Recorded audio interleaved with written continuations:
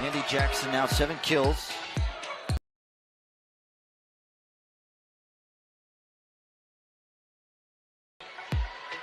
And now an 8.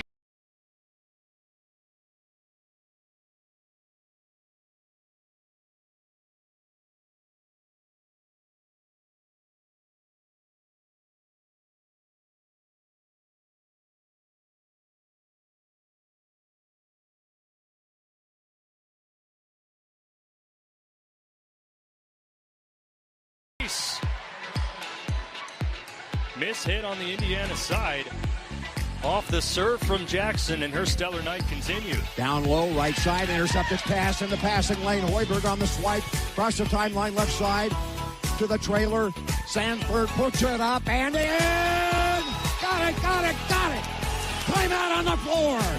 Nebraska in the opening stages of this game, 5 minutes into it, I had 14-7. 17 all. Final game at Kinnick for Drew Stevens. Can he be the hero? His kick is out of the way, and Drew Stevens walks it off on his final day at Kinnick Stadium. 2nd and 6 at the 11. Slot each way. Lindenmeyer short motion right. Snap back to Latif. Looks right. Pressure comes. Spins out of it. Steps up. Latif eyes downfield. Accelerates 10. Near left side 5. He's in. Touchdown Huskers. He's pretty good.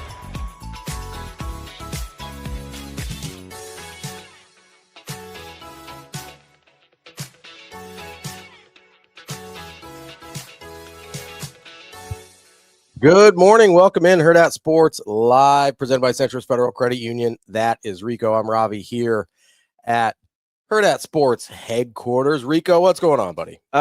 It's great. It's raining outside and people don't know how to drive, so it's fine. That is true. And you came all the way from Lincoln. Yeah. So that is It was annoying is what it was. People were driving and then they just decided, you know what I'm going to do is I'm going to tap my brakes and I'm going to slow down in the fast lane and in the middle lane. And we're going to be 3 cars wide, and you're going to have to sit here going 65 on the interstate. Yeah. Have fun with that. That seems like a good time. It was terrible. I hated it. You didn't enjoy yourself? Look, I understand it's raining and you want to be safe, but you don't have to go that slow. All right? Just drive. Just drive. Like everybody in Nebraska and Omaha and Lincoln forgets how to drive when there's moisture on the road. Just drive. You know what to do. Don't stop. Okay? Stop it. Stop being dumb. Just drive. You want to know a fun fact? What? Apparently, they did a study. I think it was in Japan because they do things like this. Mm-hmm. They did a study that 90% of traffic is caused by unnecessary braking. Yeah. Not by like road hazards or accidents. No, unnecessary braking. You ever hit like a patch of traffic and then you get to the front and there's absolutely nothing? Yeah, it makes me really mad. It pisses me off every time. There's a stretch on the interstate here in Omaha around 84th Street where the interstate just slightly curves, and people they hit their brakes around it. They just hammer those brakes every time. Like A, they haven't driven that every day for the last however many years, and B, like they would have engineered the interstate to not be able to take it at speeds on that slight curve, or put a sign up to be like, hey, aggressive curve, 50 miles an hour here. Nope, they're just like, hey, whoa, easy. There's that curve before you get to the Ashland exit where like you go over the river, and that curve, everybody hits their brakes. They're just like, whoa, it's real tight. It's not. You don't have to hit your brakes. No, it's fine. Stop it. It's actually okay. You're pissing me off.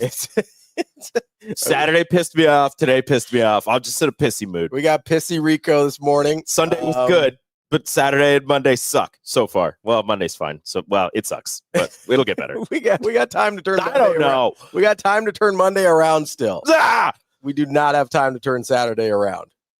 What do we got here? Funky giblets. Funky giblets. I was driving through Dallas in a rainstorm at 5 o'clock, and the average speed was 14 miles an hour. Ridiculous. Took like 2 hours to get through.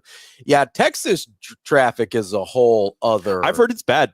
Yeah, so my sister lives in Houston, well, outside of Houston now. She used to live in Houston. She keeps like going further and further out in the suburbs. Now she's so far out, she's not even technically in a suburb anymore. It's like she's just somewhere else. It's like the people that live in Chicago's north suburbs and they keep going further north, end up in like southern Wisconsin. It's like, you're not in a Chicago suburb anymore. Like, yeah, I live in Chicago. Like, no, you don't. You live in Wisconsin. You're a cheesehead now. You live in You're closer to Milwaukee. You are no longer Michael Jordan fan. You are a Giannis fan. Sorry about it. Those are the rules. I don't make them. Ken E says those drivers are from Iowa. Bleep Iowa. Amen, brother. It's Iowa Hate Week. We will take all the Iowa hate that we can muster. And believe me, I can muster quite a bit. Now, I'm not endorsing violence, but we pulled up to Target the other day. Yeah. Me and the wife and the kiddos. And she goes, look. And I look across I parked right in front of a truck that had an Iowa seat cover. Yeah. I said, I'm going to burn it. That's the energy we need. I'm not actually going to do it to burn things. And I'm not advocating for violence. Yeah. But that's the energy we're looking for. Yeah. No felonies, but that energy. So we had a DBJR. I don't know we don't get your screen names anymore. We just get your handles. So I hate it. Forgive me here it's a little dumb. bit. He says, I can't wait to hear the water carrying for the defensive line and O-line. First of all, I don't drink water, DBJR. That's not a thing that I do. He doesn't. This is right there. Let's pop. Diet Coke. This is water. I have water. I need to fill it up again. I don't believe in drinking water. Also, speaking of studies, did you go back and watch it? What? The game? Yeah. No, I did. I was talking about a different study. Oh, sorry. I wasn't ready for the pain yet. Oh, okay. We'll get to that. We'll get to pain. So, I've for years told people that are like, oh, does pop dehydrate you? No, it doesn't. All beverages outside of alcohol are even alcohol, but this is different, are 90 or more % water. Diet soda is literally it's 99% water, and then it's just flavored water, right? Caffeine makes you hydrate a little less effectively than just regular water, but it doesn't dehydrate you. It is actively hydrating. So all the diesel dew that I drink, technically, yes. Regular soda is about 90% water. You've got other issues with the diesel dew. Diesel dew. Hell yeah, brother. Yeah, pretty much. Juan says he thinks you're funnier than DB. Look at that. I'll take it. Look at that. Actually, I know I'm funnier than DB. Yeah, I don't. The problem is, I have the humor, but if you came here for football knowledge, I'm lacking in that department. Well, I'm not lacking. Compared I know to football, DB. but compared to DB, a lot of people are lacking. But we will talk to DB at 8:30. He will be joining us, so he will get your football fix as well. But we're also going to talk to Sam McKewon at 8. We're going to talk to DB at 8:30, and then we're going to talk to Arif Hasan at 9. A little NFL talk because the NFL was a little better. The NFL was NFLing for you, at least. I'm fine. Yeah, I mean your team's won. My team's doing really well. 1 million games in a row. 10 wins. Shout out to Drake May. Yeah. Shout out to the clone of Tom Brady. Yeah, if you guys want to make fun of Rico for anything, he's a Patriots fan, so just go for that. Go ahead.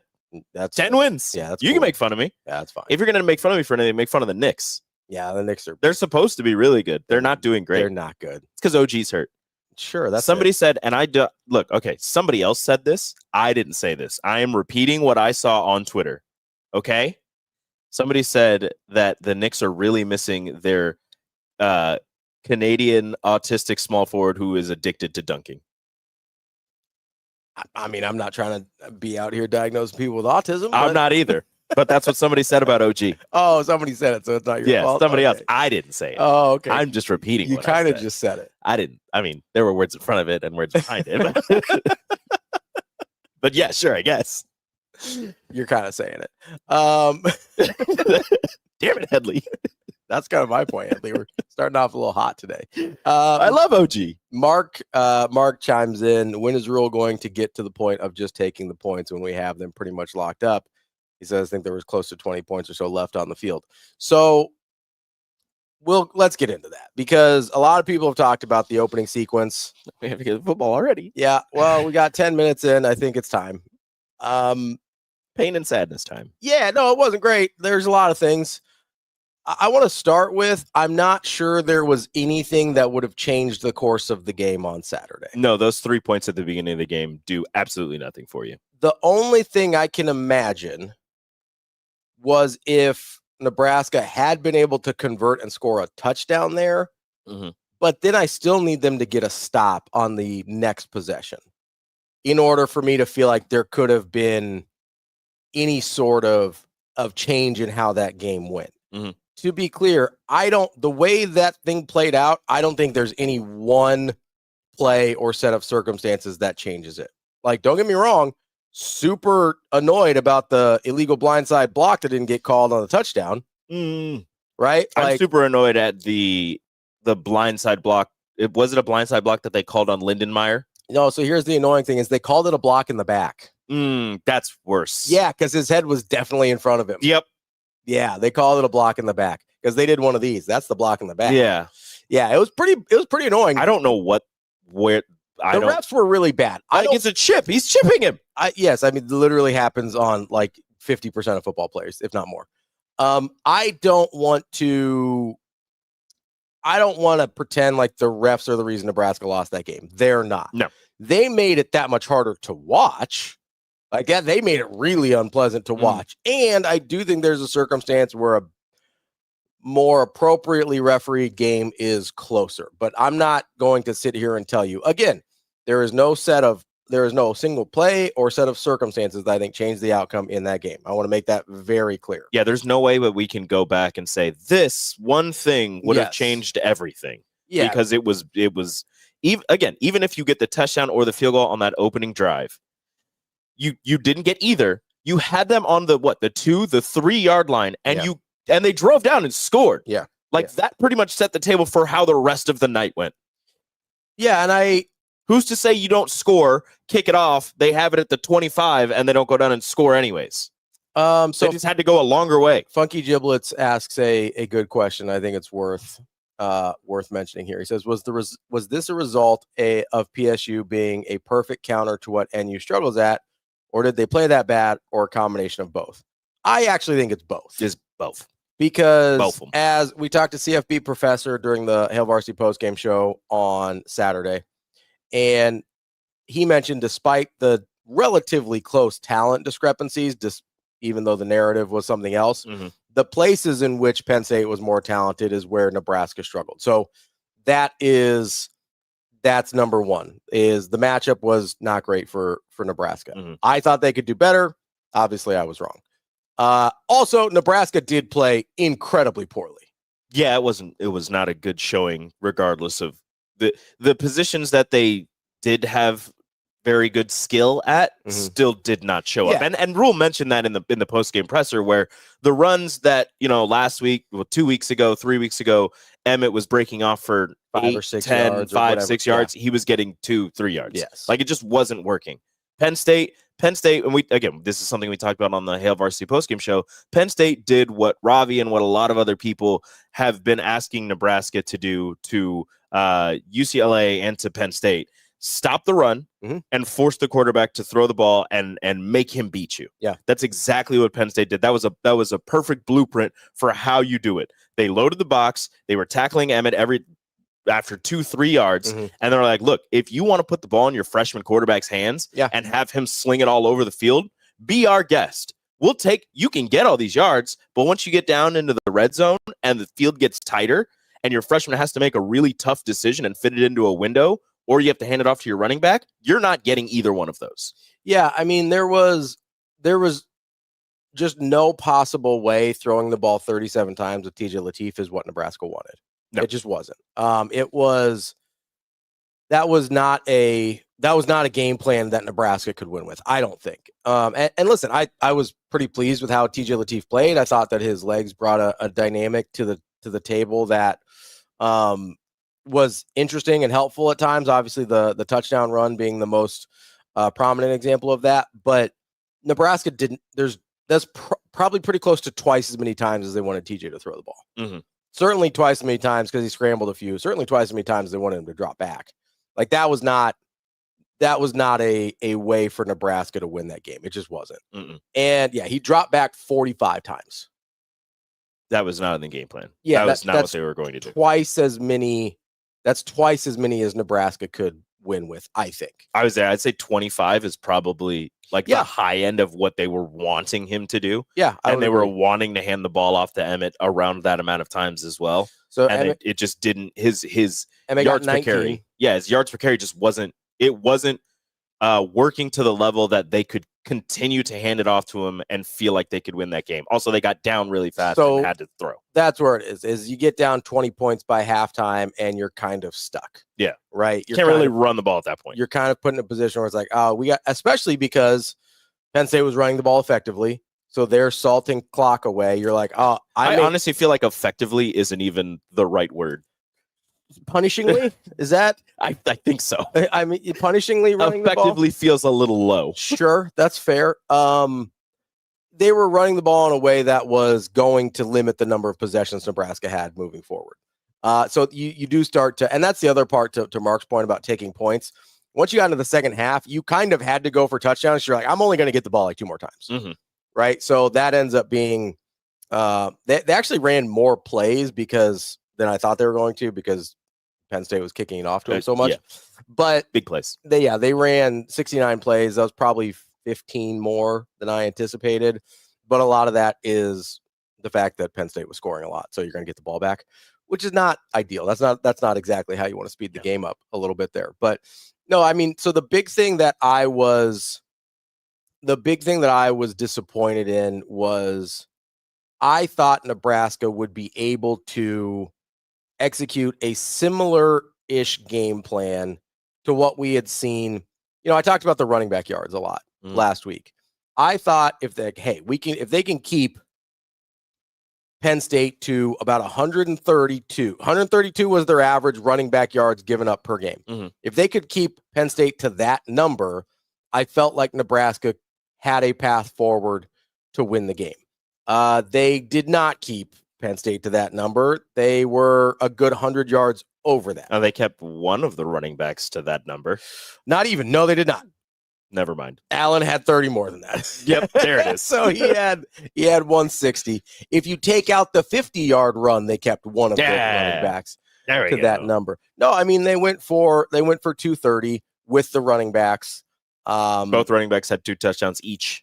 So that was obviously the backbreaker. If you're not able to stop that, or at least stop isn't even the right word. I probably overstated it last week when talking about their run defense. If you could have kept them to about your average, 130 yards on running backs, I felt like that was a path forward Nebraska could win the game.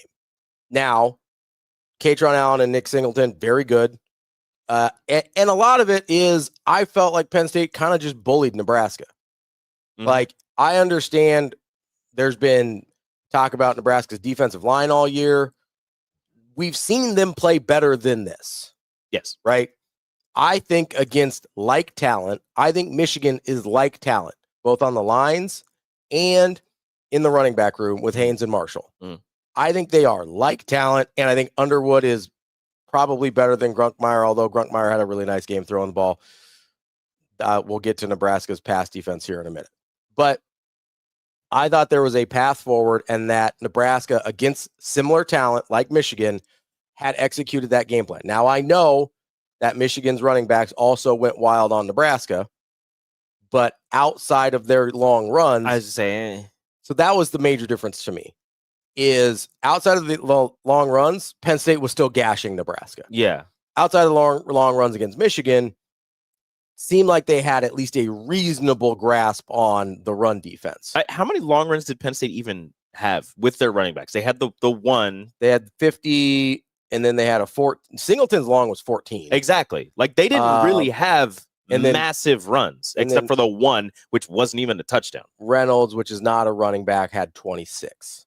So they were, like, it was, you take away the 50-yarder for Katron Allen, he still goes 24 for 110. Yeah. Which is like they were gashing Nebraska, right? So that to me was the big difference, is Nebraska wasn't able to hold up to the down-to-down running game of Penn State. You've given up some of those long runs before, not that it's okay, but I do think it's the down-to-down rushing attack that actually ends up having the game look like this, rather than the handful of long explosive plays that, say, a Michigan had. Mm-hmm. That to me is where this thing got away, and where I felt like Nebraska got bullied a little bit. They couldn't handle Penn State's offensive line. And again, we talked about this before, where that offensive line was supposed to be up for the Joe Moore Award as one of the best offensive lines in the country. They have a bad season, but they still show you that they're one of the better offensive lines. They were running behind their left tackle all night. And on one of the touchdown runs, they moved their left tackle to the right side as a tight end and ran behind him. Like that dude was just carving out holes on Nebraska's defensive line. And you mentioned it. We've seen this defensive line and this linebacking core be able to fill holes and slow things down for opposing running backs and opposing running attacks for a decent part of this season. Yeah, they're giving up some long runs. They're giving up yards, 130, whatever, for the team as an average giving up. But for the most part, it's been decent. It's been one of those things where everybody's talking about how bad it is, but when you actually look at the numbers, it's like, okay, it's not ideal. It's like the 90th ranked, or before this game was like the 90th ranked rushing defense. Not ideal, but you can win with it. But when you combine the lack of run defense with a bad day for Nebraska's secondary, that's 100% a recipe for not success in Nebraska. Yeah. Like when your corners and your safeties are so worried about the running backs breaking it or getting to the second, third level and them having to make the tackles, that they're creeping up and biting on all of those play actions, that's when you run into a ton of trouble. And that's exactly, unfortunately, what happened to Nebraska. Is everything that could have gone wrong went wrong at the exact same time. Which is why I look at it and I go, okay, I don't know how much of this is a scheme issue, because when everything goes wrong at the same time, that feels like something else. Now, it's possible that all the schemes failed in every facet of the game simultaneously. That would be the second time this year we'd seen that happen. The other would have been Minnesota. But I think Minnesota, and seems like everyone agrees on that, Minnesota was a distraction week. Yeah. Right? Short week, Penn State stuff going on, seemed like a distraction week. Could this still have been, like, I know they're talking about how it wasn't a distraction, they were locked in, etc. But like, and he's got his extension and he's staying here. Mm-hmm. But at the same time, like, you're still going there. Like, you're still from there. It's probably a job that you've always wanted. You're not getting it because you're staying where you are. You're excited to stay where you are, but you're still going to the place where you played. And this place, a few weeks ago, was seriously considering you, or at least the rumors were that you were being seriously considered for this job. Mm-hmm. I feel like there was still a slight distraction in them going there and having to play that. I'm not blaming the loss on that at all. Like, the loss is the loss. Yeah. But I feel like there was still a little bit of a distraction, at least maybe in his head and maybe the players. It's possible. I mean, I don't know. I have a hard time putting my finger on how much that matters with not just Matt Rule, but John Butler obviously coached at Penn State as well. And I don't really have a good answer for you there. What I will say is there was systematic. Yeah, I mean, Sid says the distraction this week might have been Dylan with the whole Dayton and Dylan thing happening earlier in mostly the Dayton thing. Dylan hasn't said anything, but the Dylan thing was rumors from the fan base, which again, unfounded. The Rule thing was rumors from fan bases mostly too. So that's not to say that it can't be distractions there, but I do think that there had to have been some level of call it distraction, whatever it was, to have these type of failures in so many areas of the game. I don't think that's something where it's just like, oh, we weren't prepared or we just didn't execute here. Like, I think there has to have been some other factor other than game planning. That's not to say, as Lee put, he thinks the linebacker play wasn't good, to put it nicely. Yeah, I think the linebackers have struggled all year. Yeah, they've had their moments. I really like some of them. I think that they've struggled all year. I think that's a place where, for as much as people are like, hey, you got to fix the D-line, mm-hmm. I think you got to get some linebackers in there that are kind of game changers as well. I think Shavers has the ability to become that guy, but he's not yet. And that's not like inside linebacker hasn't been his natural position. No, I don't think. And so he's learning on the fly. He has moments, but you need, even outside it, you need other guys that have that level of athleticism that are ready to go. I think, Dawson Merritt's been banged up a little bit as well. I thought he's kind of on that path, but Nebraska's got to fix the linebackers just as much, if not more, than they have to fix the D-line. So the linebacking talk always kind of intrigues me because I remember a time where fans were upset because Nebraska's linebackers weren't fast enough to keep up with the playmakers that other teams had.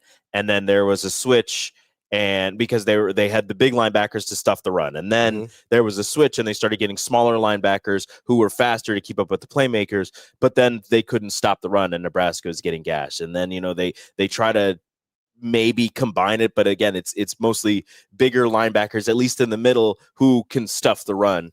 And now not now, I don't know what it is now, but it just keeps going back and forth between you need big guys to stop the run and to get into the holes. Oh, you need faster guys to keep up with the receivers and the tight ends who are crossing or to make it to the outside on the outside runs. And it keeps going back and forth. I don't know where we're at right now with this linebacking core, but I do agree that it's a cause for concern, and it's an area that needs to be addressed in the offseason, whether that's finding some guys in the linebacking room right now who maybe are playing out of position and will fit better in a different spot, whether that's going into the transfer portal and bringing in better linebackers, or it's just waiting on some of the younger guys that you have on the roster to be another year bigger, faster, and stronger. Yeah, I think they're Sid at Dawson Merritt is a little banged up, so he hasn't been playing. I agree. I think he's been coming along nicely. He was looking nice. I think earlier in the year I said that I think by the end of the year he could be the best linebacker on the team. I think if he had stayed healthy, that was entirely on the board. DM asked, was it secondary, was it linebackers and safeties?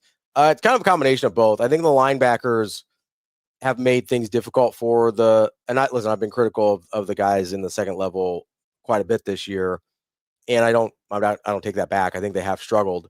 I do think, as I've kind of talked to DB more and watched through some of the plays, I do think the linebackers are sometimes making life more difficult for the fillers on the third level because they're not executing their assignments the way they need to. So that's a whole other thing. The only reason I go linebacker, not the only reason, but one of the reasons I go linebacker over D-line at this point, which I know people are going to freak out about the size of the defensive lineman until they're blue in the face. And I just don't have anything for that. I think they're plenty big. I mean, listen, there's going to be some people who think you always need 330-pound defensive linemen. There's some people who think you can win with a couple 300-pound defensive linemen. We're not going to change minds so that's fine, whatever it is. But I like the talent on the defensive line better than I do the talent in the linebacking room right now. I think Keona Davis is really good. I think Williams Nwaneri is going to be really good. I think Riley Van Poppel is talented. I think Cam Lenhart can be a really solid college lineman. There are some guys behind them that haven't played that are younger that I think are talented as well. I don't see that same level of talent outside of a Dawson Merritt and Vincent Shavers if he can find a comfort level. Now, there's some guys that we haven't seen play yet that I like a lot. I think Pierce Moober is going to be a really good linebacker. I haven't seen him at all at the college level except for on special teams a little bit, so I don't feel comfortable saying oh yeah, he's going to be a guy that can fill that gap, right? Yeah. So I don't like the talent at linebacker as much as I do at defensive line, so that's why I think linebacker is a bigger concern. I don't like having to play Jacob Bauer. No offense to Jacob Bauer. Don't want to have to play him. I don't think Marquise Watson-Trent is capable of playing in this level or at this level. He had a great career at Georgia Southern. I don't think that's translated the way it wanted to. I think it's just a little bit too fast for him. He was a heat-seeking missile at Georgia Southern, and now it's just Javen Wright. Love him. Love that he's endured and come back and everything like that. Just doesn't look like it's quite there the way you need it to be. It's your leading tackler. Yeah, I get that. That's fine. Somebody's got to be somebody. Yeah, I mean, at least it's not a safety. I think the potential is there with the defensive line in a way that it doesn't really feel like it is with the linebackers, at least not with most of them. Now, if you end up with a Shavers, a Dawson Merritt, Pierce Newberry version of that, people, Christian Jones was really highly touted. We'll see how he's coming along. I don't think we've seen him at all yet on special teams at all, but I don't think the upside is there with this current group, even if I like individual guys at the linebacker spot the way I do feel like it is with the D-line. That's not to say the D-line's been perfect, but if we're talking about run fits and things like that, I think more of that falls on the second level than it does the D-line. Now, again, the D-line got bullied on Saturday. Yes. Like, everybody got bullied on Saturday. That's not to take away from the fact that they were getting pushed around. Everybody got bullied. Like, Matt Rule said it. Like, they got dominated at the line of scrimmage, especially on the defensive side. I didn't think the offensive line was actually that bad. But especially on the defensive side, they got bullied. I think the offensive line was really good. Especially in pass pro. Run blocking wasn't good enough. No. Right? But in pass pro and having to drop back 37 times, they got sacked 3 times. Yeah, 3 sacks. Yeah. But having dropped back 37, and one of those was, I think, just a bad play call for the blitz that Penn State was running with the they were trying to run that screen. Yeah. That was a screen play, so the offensive line wasn't supposed to block him, and he just didn't bite. He didn't bite on the fake. So he was like, I'm going to hit your quarterback. Whether, honestly, if he would have handed it off, I think he still would have got hit. Yeah. So I think that was his job, is hit the quarterback. Tucker asked, why do I feel that way about the D-line? Because I've seen some of those guys play really well. We've seen games where Keona Davis has played really well. We've seen really bright flashes from Williams Winery. We've seen Riley Van Poppel look really good at times. We've seen flashes from Cam Lenhard. There's some other guys that I like their recruiting profile and I like their high school tape a lot from and from what I've seen in the very limited amount of practice I've seen. Like, I think David Hofkin could end up being a pretty good I think he could end up being a pretty good defensive lineman. In the open practice I saw in the fall, I thought Dylan Parrott looked really good. I have no idea if that was just a good day for him, and that's what it looks like regularly, but I think Cade Petchock has a bright future. Yeah, Cade Petchock, completely forgot about Cade. Cade Petchock has shown really bright flashes. So that's why I feel differently about the defensive line. Now, listen, if they go out, I'm certainly not going to be mad if they go out and get some proven defensive linemen as well. But for me, the bigger concern was the defense or the linebackers. I think they lack some athleticism at some of the linebacker spots. I think they lack some instincts at some of the linebacker spots.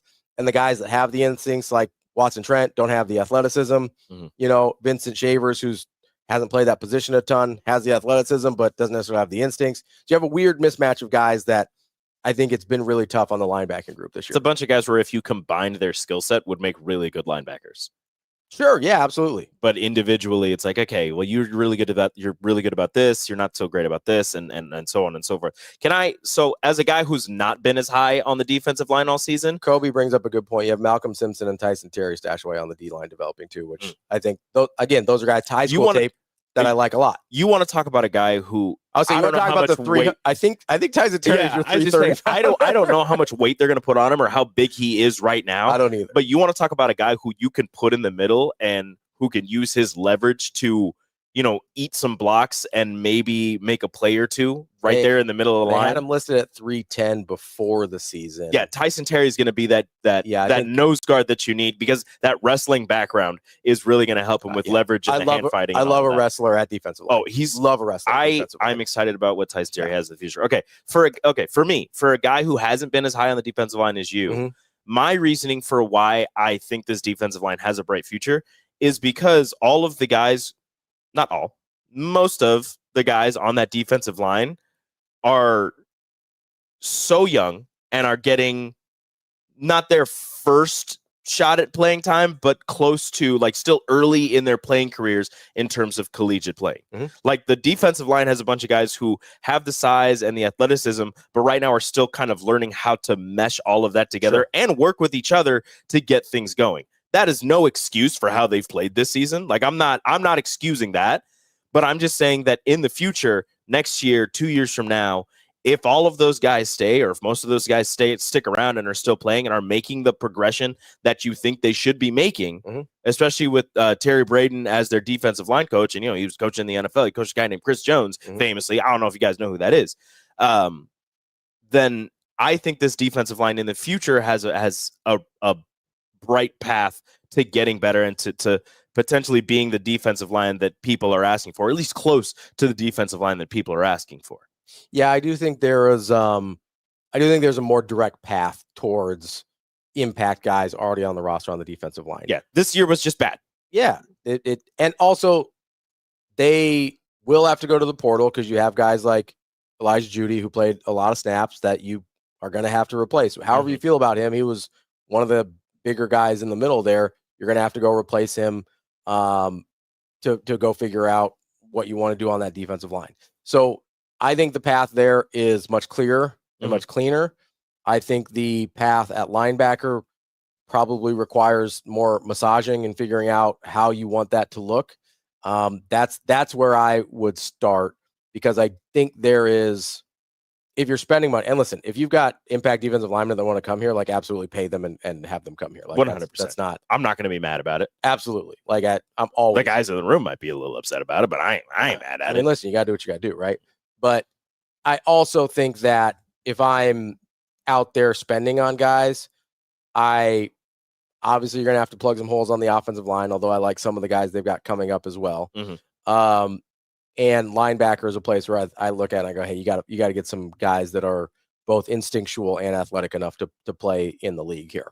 I say the first two levels on defense and the offensive line, I think that's where you're looking for portal guys. Yeah. I don't think you need it at wide receiver. I don't think you needed it running back.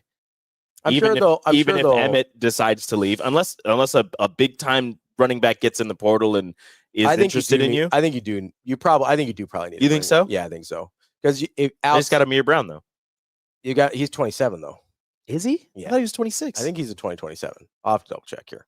I assumed he was in the same class as Trey. I don't know. We'll have to look that up.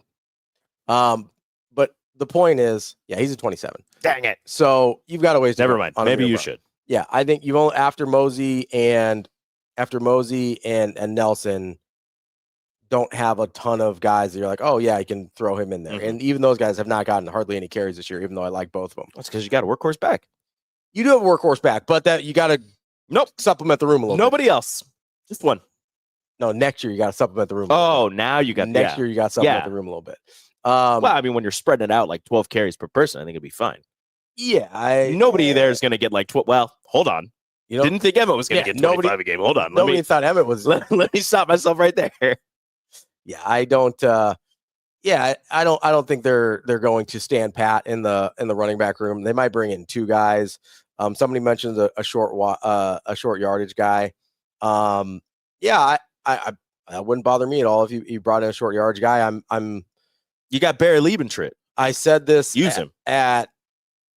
I said this at the post-game show. I'm not a fan of the different packages they put in there with Heinrich Harburg. It feels like the defense kind of always knows what's going on. Feels like Harburg isn't super comfortable. Like he just doesn't ever look real comfortable when he's doing those. They did a couple of handoffs instead of the sneaks against Penn State. One of them worked. Yeah, the one went for 50 for Emmett, which was awesome. But it also wasn't like a goal line situation. Every time they put him in the goal line, I'm like, well, this isn't going to work.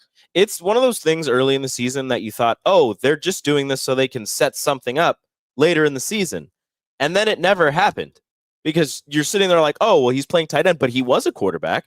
So maybe they're setting up where, you don't sneak. He's never thrown it. You don't sneak. You fake the handoff. It's a play action. All of a sudden, everybody crashes down because they think you're either going to hand it off or you're going to sneak. And you have a tight end or a wide receiver over the top that you just kind of lob it over to. And that never happened. It was either a sneak or in this case, a handoff. The only two things that have happened with Heinrich Harburg at quarterback this year. Yeah, and Josh brings up the opportunity to win against Penn State this year. Nebraska was 4-1 against Penn State going into this game. Like, it's not like, you know what I mean?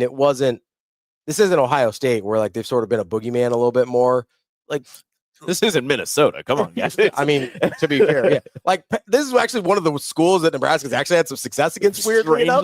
Like, yeah, this is the one in the Big Ten where it's like, oh, Nebraska and Penn State. Nebraska, I think, has a winning record against Penn State since they've joined the Big Ten. They do, yeah. It was 4-1. Yeah. I mean, they this before the game. Now it's 4-2, obviously. But still a winning record. Yeah, and they've won at Happy Valley multiple times. Like, it's a weird little anomaly, but this is actually one of the teams they haven't been bad against. So I don't know what to tell you. I don't know. I agree that and honestly, we say that's fine, Josh, but you said it's maybe the best opportunity ever. Well, they've got 4 of them. Like, what do you want me to do? Like, ever is forever. It's kind of including Bo. Yeah. Like, when you say ever, it's ever. I don't know what you want me to do there. Like, also, we have no idea what Penn State's going to look like moving forward. Like, absolutely no idea. I'll say, yeah, I think Frost got one, but it's hard to remember. There was so few. Yeah, because they beat him in 2020. Yeah, that's right. There was the COVID game. But we have no idea what Penn State looks like moving forward. Mm-hmm. Like, is Terry Smith going to be their head coach? I think they should. He seems like he's galvanized that entire roster. Sure. I don't know how good of a recruiter he is. I don't know how good of anything he is. Like, I have no idea. Like, I don't know if they were mentioning in the game, he's only been a position coach. Yeah. Never really got a chance to be a coordinator, and then he gets a chance to be the interim head coach, and which I'd say things are going pretty well for him. I mean, sort of. He's played really well against 2 of the top teams in the Big Ten. Fair. And now he got a win on senior night. Fair. They're one win away from a bowl game. They played well against Indiana. They played well against Iowa. They didn't play well against Ohio State, and then they beat Nebraska and Michigan State. So, sure, he's got them playing reasonably well. I don't know. I look at this, I go, that's probably not what the boosters had in mind when they fired a guy that was in the college football playoff last year. Definitely not. So maybe he's the right guy for the job. He certainly doesn't have the right resume for the job. No. If we're being honest. This isn't a situation like... Unfortunately, he is not going to get the job. I can't imagine. There's no way the same people that paid James Franklin to go away are going to pay for Terry Smith to be your head coach. This guy. I would be floored. I said they mentioned on the broad, there was a Penn State alumni, I don't even remember who it was on halftime, that was like, I think he should get the job. He definitely deserves it, all this stuff. And then back in the studio, they were like, yeah, he's not going to get it. It was Michael Robinson. He's one of the NBC reporters. Yeah, he's like, I think he should get it. He's great. He's an alumni. He knows what it takes to win here. Then they go back to the studio, and they're like, yeah, he's not getting it. Yeah, they said, like, there's no way that the people with the power, like you just said, the power are going to be like, well, let's get rid of James Franklin, who was a drive away from college football playoff championship game, and let's hire the assistant who's never been a coordinator. Yeah, like Josh says, you fire Franklin and hires his assistant. It's not going to happen, unfortunately. Is Terry Smith an upgrade? No. I get that if it was up to Penn State players, he'd be hired. The interim tag would have been removed already. There's a reason players don't hire coaches, right? That's like true. that's a... Unless those players are ADs. Well, I mean, like ex-players. That's what I mean. Not like current players. Well, if former players, he'd be hired too. With the one.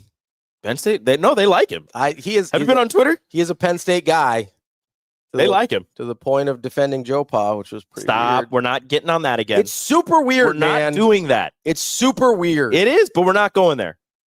Super weird. We're not going there. Leave it alone. Super weird. I don't like it. It makes me uncomfortable, man. I know. It's so weird. It is. Let's talk about the defense some more. Am I the only one that... No, you're not taking crazy pills. It's one of those things that people just avoid. Apparently I was taking crazy pills last week because I was wrong a lot. But I still think the Joe Pa thing is weird. Mm-hmm. It's a little culty. I'm not gonna... It's a little culty. I'm not gonna fight you on it, but I'm not gonna sit here and talk about it. I'm just saying it's super weird. Yeah, that's kind of my point, Keljim. I probably wouldn't wear that guy's name on a button on my shirt on national TV. Just me personally. Seems weird. Anyways, why haven't we seen more Ja'Cory Barney on kickoff return? I understand that Kenneth Williams... I like Ja'Cory Barney. They said, Rule said that his hamstring was tight last week, and then they tried to give it a go. He was warming up. He didn't go. So you had Ja'Cory Barney back there. I like Ja'Cory Barney. I think he did pretty good. I like you got him doing punt return. Why don't you have him? And I understand kick return. Like there's a probably a greater chance of him getting hurt than on punt return because you could just fair catch the punt return and nobody's going to hit you. And usually it's one of those where like if anybody's close, you'll just fair catch it. I don't think he wants to ever. Yeah. But on kickoff return, like you just get it and you start running. Somebody's running full speed. There's a great chance that you get hurt. I think he looked really good on kickoff return. Honestly, I get your playmakers in space. And what better way to get him in space than on kickoff punt return? That's a lot of space. A lot of space. I thought that he looked good on the kickoff returns. I'd like to see him on kickoff returns more. Mm-hmm. I'd like to see Ja'Cory Barney just get the ball more. Yes. In general. Is it me or has he slipped a lot this season? Yeah, I don't know if there's maybe need to fix the maybe it's a cleat issue. Get him some longer cleats. He's bigger cleats. Get something going on. I don't know. Sometimes also I have a hard time telling if he slips or if somebody like knocks him off balance a little bit because he's not a big guy. It doesn't take a ton to knock him off balance. He's super tough. Like I'm not saying anything like that. He's just not a big guy. So like when you're moving that fast and you don't weigh that much, like I know physics tell you that it's tough. It's tough. How do you know? They knock you off balance. Yeah, you just get a little, It's one of those where you're moving fast and all of a sudden it's a little thing and all of a sudden your legs are like, ah! Yeah, somebody like sneezes on you and you're like, ah! I don't know about that. A gust of wind, you're just like, oh no, about that. Whatever. What has Barney done this season? He had 2 touchdowns against Michigan, tater salad, including the Hail Mary. Yeah. Oh, how you forget. Yeah. So that's kind of the thing here. And a lot of also not so sorry. I'm sorry. I just have to do this real quick. So the wide receivers, I saw somebody complaining about Dane Key. Dane Key early in the season. Hell yeah, Kel Jam. We like you. Dane Key early in the season was the dude. Yeah. That was Dylan was like Dane Key all day. A little later early in the season, Ja'Cory Barney was the man. He was getting all the targets, Isaiah everything. Isaiah Hunter had his moment. Like the receivers have taken turns being the dude for these quarterbacks. Yeah. So I don't want to. I saw somebody saying, "Oh, Dane Key hasn't done anything this season." I'm like, well, at a certain point, your number 1 receiver starts getting taken away, so you start going to your 2 and your 3. There should have been a point where you kind of went back to Dane Key, but then at the same time, Emmett Johnson started going off. So you're like, what'd be really cool is if we just ran the ball all day. Yeah. Which is kind of what they've been doing the last couple of weeks. Here's the thing. Except for, obviously, this last Saturday. You mentioned short memories, and then we'll take a break here real quick. I think there is, and this is how people are, and that's fine. The short memories, not just with the players, right? As you mentioned, I think Barney's had a pretty solid year. I think all the receivers have had a pretty solid year, Key included. I think sometimes we look at who Dane Key was at Kentucky. If you expected him to go for like 1,500 yards, like I don't know what you were paying attention to. He's a good wide receiver. Yeah. He's, was in like the 700-800 yard range. Like that same thing with Isaiah Hunter. Also, starting quarterback got hurt a few games ago. That matters too. Here's the other thing. We've got people talking about like Rule in here or somebody's like, oh, I don't think Rule's any better than Riley. How quickly you forget what things were like under Riley or under Frost or with other, I need you to not be such prisoners of the moment. Was it terrible on Saturday? 100%. Was I wrong about almost everything last week? 100%, except for the stadium. I nailed that. But you did get that one right. There is I'm making the lower third for that. I get Riley had a 9-win season. Anybody feel good about that? We're complaining about the schedule this year. You feel good about the 9 wins? No, we're not doing this because I was there. I was on air during that 9-win season. God, people. And people were sitting there. This is the fakest 9-win season. This is the fakest top 10 team that Nebraska's ever had. Like that's what everyone was saying. So if you want to now go back and say, "Oh, Riley," I took heat because of a while ago I said, you know what? I don't think Riley got enough time. I think that if he would have gotten some more time, things would have gotten better. I don't know about that right now. I like Rule. I think things are going well with Rule and things are going to get better. But at the time, people hated it. People didn't want Riley. People still wanted Bo. He had 9 wins and people still wanted to run him out of town. People got upset because they did hip hip hooray after they won. They won. They won and you got mad how they celebrated. this is the thing that I was mad about with Penn State last week. It got lost in translation, but you can't change how you feel about something later because you don't like the result or the result went a different way. Either Penn State at minus 10.5 was really good and Nebraska losing shouldn't have been a surprise, which means the fire everybody, whatever, seems like overkill, or the line was too high and Nebraska should expect to win that game and it would be a good win, right? Like those, you can't change after. It can't be, hey, Penn State's really good. That's why they're favored by 10.5. Why the hell did we lose? It can't be Mike Riley, fakest 9 wins of all time. Yeah, they went out 7-0, and then they went 2-3 down the stretch. What the hell was that? Mm-hmm. And then we go back in history and say, oh, hold on. Hey, remember Mike Riley won 9 games. Mike Riley better than we think. Like, come on. What are we doing? Like, Nebraska hasn't made back-to-back bowl games since Mike Riley. They haven't had back-to-back 500 or better years in the regular season in a decade. I get that this isn't going on. I get that this isn't going the way we wanted it to. Mm-hmm. What happens if they beat Iowa on Friday? We cool again? 8 wins. We cool again? Like, if Nebraska beats Iowa and then wins their bowl game. Corey, I'm not telling you how to fan. I'm trying to tell you how to think like a normal, like a person. I'm trying to help you look like critical think a little bit, not just get caught in the moment for everything. Like, if that's how you want to go through your life, that's fine. That's totally cool. More power to you. That's not how I want to go through my life, so that's how I process things as a fan too. Like, that's fine. Go for it. Fan however you want. That's not how I'm going to do the show. And if they lose to Iowa and they lose the bowl game, yeah, everybody's going to be disappointed, Mike. Everybody sucks. Everybody's going to be disappointed. That would suck. 100%. What do you want? What do you want to say? Like, oh, no, it's going to be okay. Yeah. And you know what we're going to do after that? We're going to talk about how next season we think they're going to be better. And figure out how they can be better. And because you don't, this is the hard part, is do you want us to be negative and to tell you how everything sucks and how Nebraska is never going to win again? And there's how they lots of other shows for that. They need to fire their coach and they need to go out and they need to hire. This would be the worst time to fire your coach. The worst time. And not because you're nearing the end of the season recruiting classes. No, I don't care about any of that. There are so many jobs open jobs right now. Look at the jobs that are open. If you fired Rule, you are 8th in the pecking order. Like, you're so far down behind these other schools that have fired their coaches. It's not even funny who you might have to settle for. I mean, look at Penn State. Penn State's talking about maybe keeping an interim that was hired by the coach they fired. Like, what are we talking about? Like, I have no idea what they're talking about. And the whole third year thing, Rule even said it. He doesn't want to talk about the third year thing. The whole, Rule in his third year is so great and this and that. Like, he didn't want to talk about it. Everybody else made a big deal of it. But you know what? You still have a chance for 8 or 9 wins. And you know what? That's a good third year. Josh, that's a good point. I'm just tuning in. Not happy with how things are going, but are people really calling for Rule to be fired? Yeah, go back and look at the post-game show comments. 100%.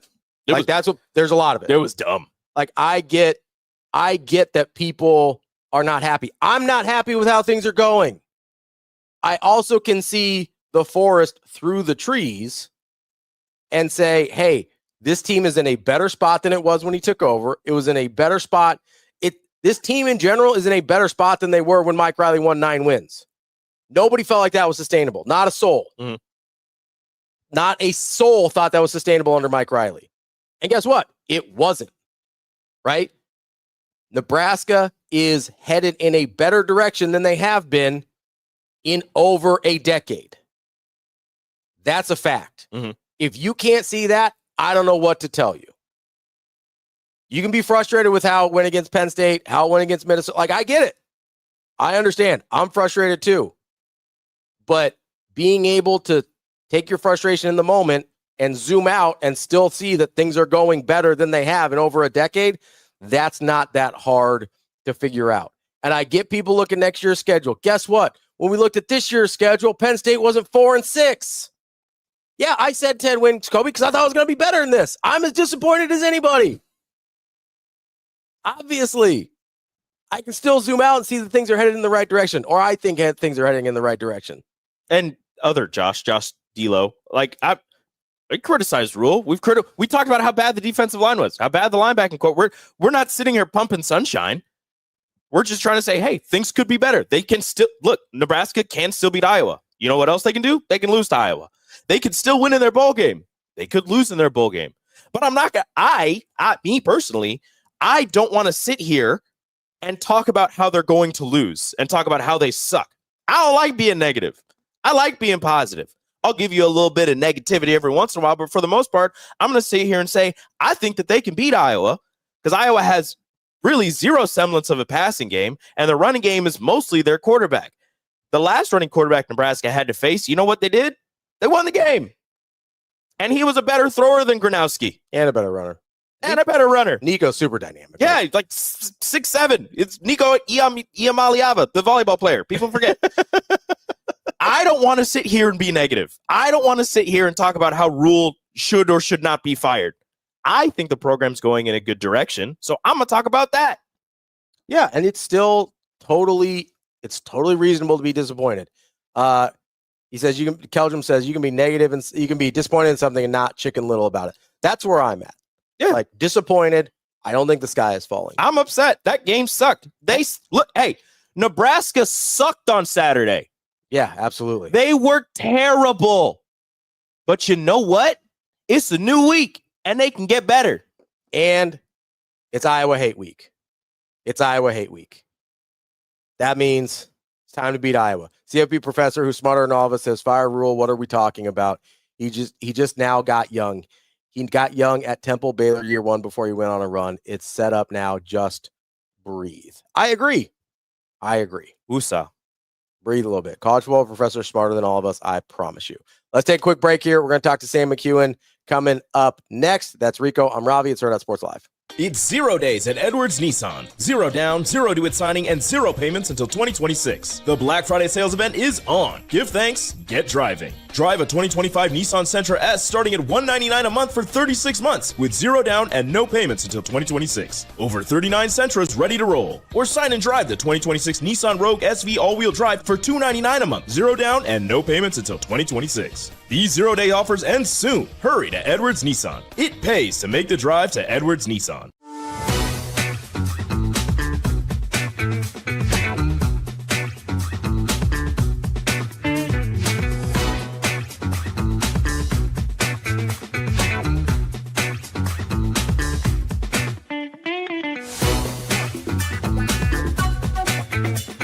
Nebraska leads the nation in All-Americans in volleyball of all time. Can you tell me what number that is? I'm going to go with 60. 60? You want a hint? That's a pure guess. 107. Is it in the 20s? It's in the triple digits. Oh. Huh? Who was our All-American from last year's team that graduated? Extra hint.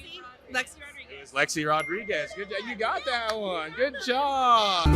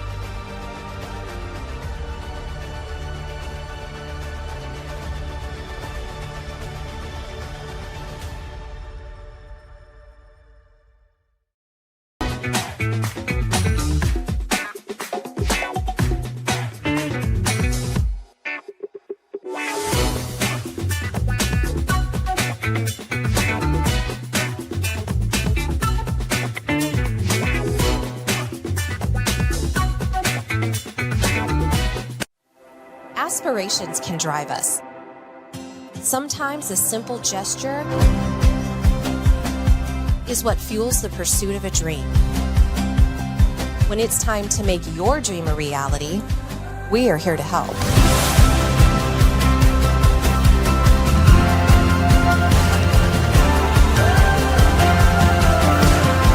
Centris Federal Credit Union. We are where you are.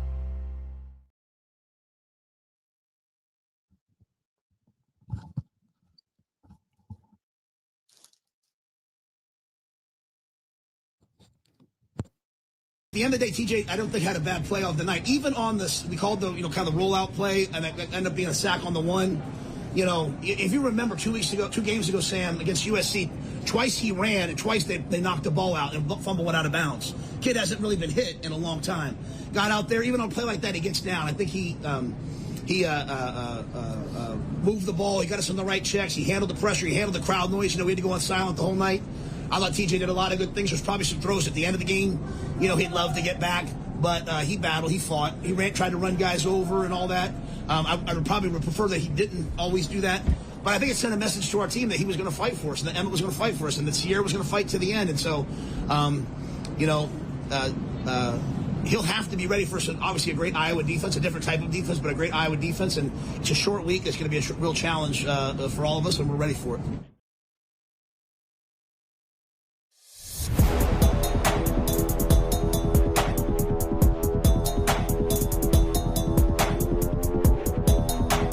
Welcome back, Hurrdat Sports Live, presented by Centris Federal Credit Union. That's Rico. I'm Ravi here at Hurrdat Sports HQ. We are joined now by Sam McKewon from the Omaha World Herald. Sam, how are we doing this morning? Good. Can you hear me, guys? We can hear you great. We appreciate you being flexible with us this morning here. Of course. Yeah, what's up? Oh, just trying to parse through everything that happened this weekend. We're fighting with people in the chat, Sam. Yeah, we're arguing with strangers on the internet as right. As is very common for our profession now. Sam, how are you doing this morning? Okay. Yeah, I mean, it's going to be – it's one of those weeks where it's interesting because, you're trying to cram a whole bunch of family time in, and that's good. That's a good thing. Mm-hmm. But it's not a quiet week in terms of, the job. Basketball is kind of quiet this week for Nebraska. They're playing Winthrop in South Carolina upstate, and the women's basketball team's they're playing teams in Florida that they should beat, but busy week for volleyball. Obviously, they'll be the number one overall seed in the NCAA tournament, but you got to watch their draw because there could be a team in blue that's the 8 or 9, and coming down to Lincoln for the second weekend.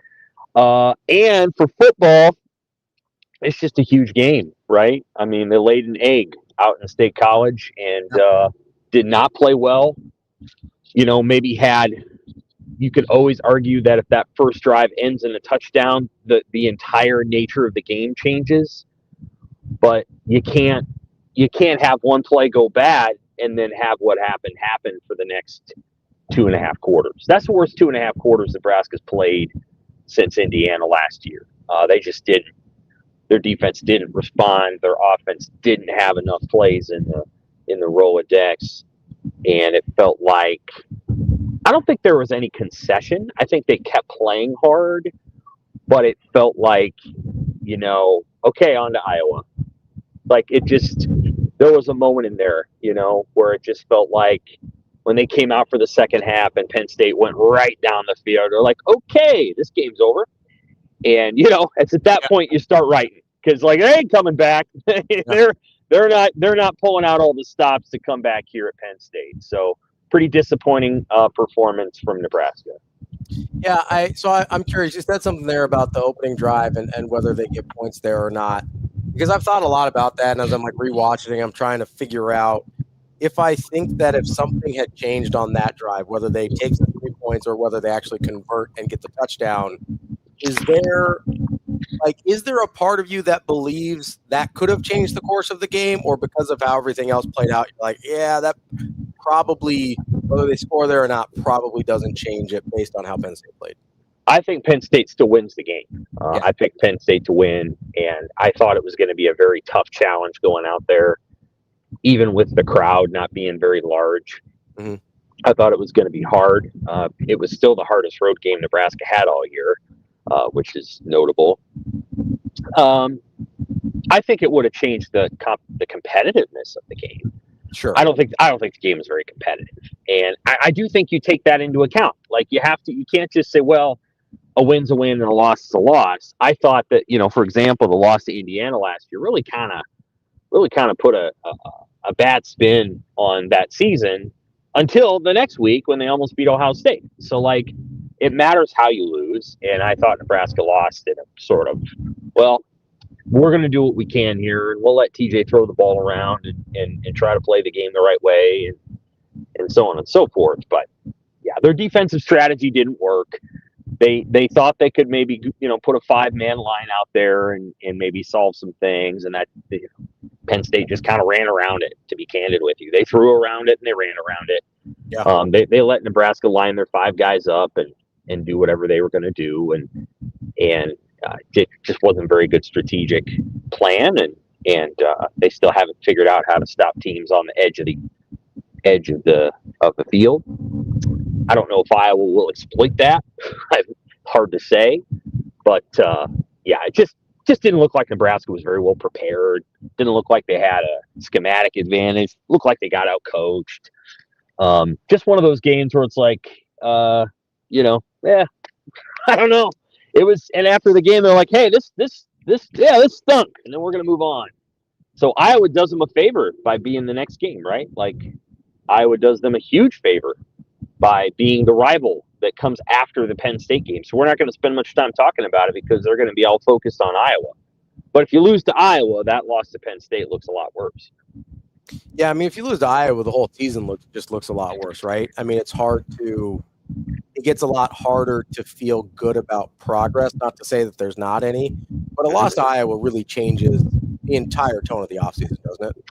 A little bit, yeah. I think the way you could, in theory, change that is if you lose to Iowa and you go to Las Vegas and you play Utah and you beat Utah. That'd be Sure. good. Yeah. I don't know that that's going to happen. I think if you go to Las Vegas and you play Utah, you're going to lose to Utah. But Utah would be a bad matchup. Yeah, they would. And how about playing Arizona State and Jeff Sims? That would be something too. That'd be incredibly ironic. Yeah, it would. It'd be strange. I don't know. Like I feel like that it's a huge game. It's one of the largest games in Rule's tenure, to be candid with you. Like it might be the largest one because he's not going anywhere. He's going to be here a long time. And it's gonna go how it's gonna go, and they've got more work to do, and they know all that, and I've talked about that all season. But I do feel like fans need that. They need to see Nebraska beat Iowa, and to feel like going into next year, it's gonna feel like all these things, and like you need the money people to feel good about it, and all the qualities that go along with that. If you lose to Iowa, you've lost 3 of your last 4. Only team you beat was UCLA, and it feels kind of stinky. And you lost 4 of your last 6, and you didn't finish the way you wanted. They've got work to do for sure. So I'll be intrigued to see what happens. I think. I do think they've probably prepared very much for this game. They didn't just roll into the office Sunday morning and go, okay, what's Iowa got for us? Like that's not what happened. So they put a lot of energy into preparing for this game, and we'll see how it goes. So Sam, as you look at Iowa, you mentioned, or I've seen a lot of people mention the kind of physicality that Iowa wants to play with, and looking at the Penn State game, and they go, oh God, is this going to happen again? Right. Mm-hmm. What are the differences for you between this Iowa team and this Penn State team? I'm trying not to ask this in a leading way at all, because I want to get your answer and not infect it with my opinion. Well, I mean, I think there's some differences for sure. Iowa has better special teams, and so they're going to win that way. And they have an incredible punt returner and kickoff returner, and Cade Weechin, maybe the best we've seen in the last decade. Anywhere. I mean, he's great. They do a great job of blocking for him. So, obviously he's elite there, and they're elite. I think the way I describe Iowa to everybody is Iowa's like gravity. Iowa pulls everybody closer to them. So if it's an elite team, Iowa pulls them closer. If it's a bad team, Iowa pulls them closer. That's how you can have a situation where Iowa loses by 2 to Oregon and only wins by 3 against Michigan State. And the spread between Oregon and Michigan State's about 35 points. So Iowa is gravity. That's how Iowa functions. And so you have to keep that in mind. Iowa's not as good at home. They're not as good away from home. They don't play as well away from home. So perhaps Nebraska can take some advantage there. They haven't been able to do it at Memorial Stadium. They've found novel ways to lose at home in recent years, and they've got to try to figure that out. I think they don't have nearly as good a skill players. Every skill player, with the exception of the tight ends at Penn State, is better than Iowa's skill players. So, and that wasn't true last year. They had Caleb Johnson last year, but Nebraska shut him down completely. So, aside from one long play. So the way I describe Iowa, and people always kind of look at me funny when I say this, is I'm like, Iowa's actually a big play team. Iowa wins with big plays. They don't win with small plays. They win with big plays. They might have 60 plays in a game, 120 plays in a game, offense and defense and special teams. And 110 of those plays are small plays. Iowa wins the 10 big plays. That's what they do. They actually are a big play offense. And people are like, no, they're not. Yes, they are. They're actually terrible at moving the change, and they punt all the time. But 2 or 3 times a game, they hit a 40-yard play. That's what Iowa does. And they do an incredible job of limiting big plays. And so Iowa doesn't give you the big play. They don't give you the explosive, but they hit the explosive. And one day when we're way far out of like being able to look at the way this stuff works, we're going to see that whatever Kirk Ferentz did about 10 years ago when he changed his program was sort of a Moneyball-esque, almost genius approach. And we don't give it the credit it deserves because their talent is like not where Ohio State's is. And so when they go play really good teams, they don't match up. And they can't do the things that they do. But you want to talk about a team that does an incredible job of beating average to poor teams on a consistent basis. That's what they do. And they do it with a formula that just works. I guarantee you that Maryland is probably about as talented as Iowa. They just don't play in a way that wins games. Iowa does. And Nebraska is trying. I think they're trying to get there, but they're not there yet. And on top of that, Nebraska's really had a problem in this series of self-inflicted errors that Iowa doesn't make. So we'll have to see how Nebraska plays. I mean, they've got to play smart. They've got to limit the big plays, and they got to hit their own.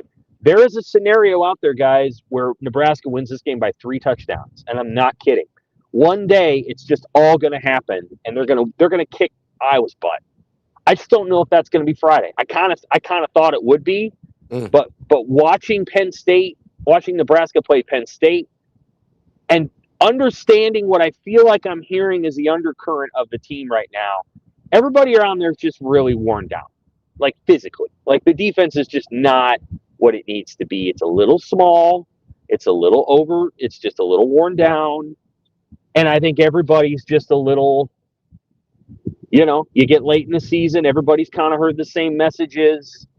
They put a lot on the USC and UCLA games because those are LA teams. And I just felt like the Penn State effort was, I don't know if we're going to win this game. So, that's how it felt. Can they pull those emotions up for Iowa and put aside their injuries and all that other stuff and just go play? I guess we'll find out. Sam, is that the feeling that you got from the team when they were out in Happy Valley? Because I mean, they're coming off of a bye week going into Penn State, so if they're worn down and going into that like, we're going to lose, that seems a little problematic, doesn't it? Well, it's just, I think it's the wear and tear of the season, and you get in, you're trying to heal up. They did get guys back, so they got Merritt and McCullough back. They didn't necessarily play a ton, but you're trying to heal up. You're trying to, figure out how you're going to play the last 2 games. The challenge that Penn State is. It's a long road trip out there. all those things just kind of wear on you. Like, I know that basketball teams play like 3 times the games that football teams do, but it's 10 guys getting on a plane. It's not 100 guys. It's not 100 people. It's 20 people. And the physical wear and tear, and like what it feels like to get hit like that when it's cold. And I never played college football, but I've talked to enough people who do, and it's actually hard for them to articulate how brutal it is. So what these guys are going through is really actually very, very hard. You go out there and play 30 plays in that temperature with 320-pound men cutting you and gashing into you. And that's really challenging. I mean, it was cold and wet enough that Penn State's, helmet paint cracked, and Rex Guthrie, who might be one of the best players on the team, if you're just talking about, he'll go do anything. He's down for anything. That's what I like about him, and that's what they like about it. They probably need a few more guys like that. They probably do. They probably need more of him and Caleb Benning, and they got a crop of guys coming. They know what they got coming up. They're just not quite ready, and some of them aren't quite big enough. Like, I don't know how to. They got to gain some more weight. Like, they got another year in the weight room and all that. They know what they got coming. It's just, I think some of it's catching up on some of these guys. Remember, some of these guys came to Nebraska as 270, and now they're 300. But it's like an added 300. That's like, it's just not. You got to go out and get the 6'4", 334-pound guy that you cut 10 pounds from. Like, they got to get a couple more large guys. In my opinion, that was my opinion going into last season. There were guys that added to the team. I know I'm kind of rambling on and on here, but like, they added guys to the team I thought were going to be edge rushers, and then they made them interior linemen. I'm like, I don't know how that's going to work. And so well, there's big picture questions that they have to assess after the end of the season. Suffice it to say, we all knew they were going to struggle against the run based on what they did and didn't bring in. Matt Rule tried to present something else at Las Vegas. I think in hindsight, he didn't have to have done that. Like, I don't think he had to play to sell it up, but he did. And so I think it gave people an impression of what might happen. And then Butler made the comment last week that I thought was unfortunate about low-hanging fruit. And I was like, you know what? No, it's that, you don't have to say that. And then saying, well, we don't give up any explosive plays. And then you go out to Penn State and you give up like 7. It's not that was ill-timed. And I'm sure there's lots of things about that game he'd like to have back. That wasn't his best coach game. Sam, talking about, you're talking about defensive line there a little bit. Bigger concern for you, I guess, moving forward based on kind of the guys they have in the room, the guys you think they've got coming up, defensive line or linebacker? Well, that's a really good question. I actually think they're going to be okay on the defensive line with another year in the weight room and two or three more additions. That's my opinion. Now, they may disagree and go out and get like 4 or 5. I think they're going to be okay. Tyson Terry's hurt, right? And he's recovering. But that's one of the bodies you're talking about. He is. Malcolm Simpson is a larger edge guy. He's getting there. Williams, Waneri's gotta continue to get better. He's worn down a little bit in the end of the season, or more to the point, you can't just do all the stuff you were doing earlier in the season. You gotta kind of play, physically through it. At linebacker, okay, so that's where, I think that's where you're looking. Shavers obviously first got retained Vincent Shavers. And they had to do that last year, and they got to do it again. And I think they'll be able to do that, but Vincent Shavers will have opportunities. And we'll just see what those look like. So he'll have opportunities. First, Nebraska's got to retain him. Mm-hmm. Second, you have to get Merritt all the way ready to roll for next year, and it's got to be Dawson Merritt, 45 snaps a game. Then you Christian Jones has got to get there too. He redshirted this year. Mm-hmm. And then you got to go out and find some other guys. Pierce Mooberry is I don't think maybe he's a weak side linebacker. That might be a guy to watch. He redshirted. I don't know. Like, yeah, I think they need linebackers for sure. I think they need to go out and get a couple of guys that can really, stick their nose in there. You saw Penn State's guys. They need that. They need guys like that. You'll see Iowa's guys. You see Michigan's guys. You need an Ernest Hausman. You need somebody like that. You need somebody that's very rangy, very physical, can hold up. Javen Wright's had a good season. So, like, I got nothing against Javen. He's done a great job and should be all Big Ten, like third team maybe. I think he'll get there. I think he deserves that. He's been good. He's really good in coverage, incidentally. No teams don't even throw to the tight ends, and Javen's one of the reasons why. So you got to have versatile guys, but I think you got to have guys that can really fill it up in the middle. Shavers has got to get better too. So on the big first long run of the game, Katron Allen's a really good player, but like he sort of sees Shavers shooting through the hole and he just kind of runs outside, and you have to continue to. Shavers has got to get better too. Like he will. He's crucial to retain. I think if I was gonna give you a list of guys, it's crucial to retain on defense. Shavers is probably number 2, and then Keona Davis is probably number 3, and number 1 I think is like an Andrew Marshall. You got to keep him. They're going to keep Donovan Jones. I think Donovan Jones will stay at Nebraska, and he's really important going forward. But I think they'll keep Rex Guthrie, and I think maybe number 1 is Andrew Marshall. Like, could he go to like Oregon? Yeah, he could play there. So, I don't know. We'll have to see how they decide to play it out. But linebacker over defensive line. But we'll see what they do. They still need 2 giant defensive linemen, in my opinion. They need a Ty and they need a Nash. They need giants, and those guys were giants. And they need Riley Van Poppel to get a little better, and they need some big fire hydrants in there, and which Nash Hutmaker was. Sam, as you look at this offseason, I don't want to skip past Iowa, but I think Penn State has brought up kind of some bigger picture issues here. We talked about defensive line versus linebacker.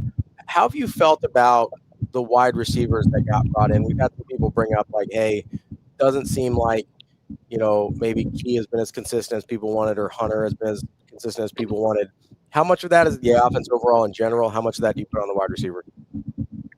I think Isaiah Hunter's had a very good season for a first-year guy coming out of Cal and having to catch passes from quarterbacks who aren't as good as Fernando Mendoza. So I think Hunter's had a great season. I don't think you have anything really there. Dane Key, I think some of that's on the offense. I think some of it's on like what do you want the offense to be? I think Saturday night you got to see the pass offense actually kind of open up a little bit, and I thought that was a good thing. You don't like the circumstances in which it occurred, but you got to see TJ kind of play the game a little bit and be in a situation where he had to throw a lot of passes. And ultimately, you do want to get to the point where your offense can throw it 35 times and look really good doing that, and not have 15 of those passes be, dump offs to the running back and the tight end.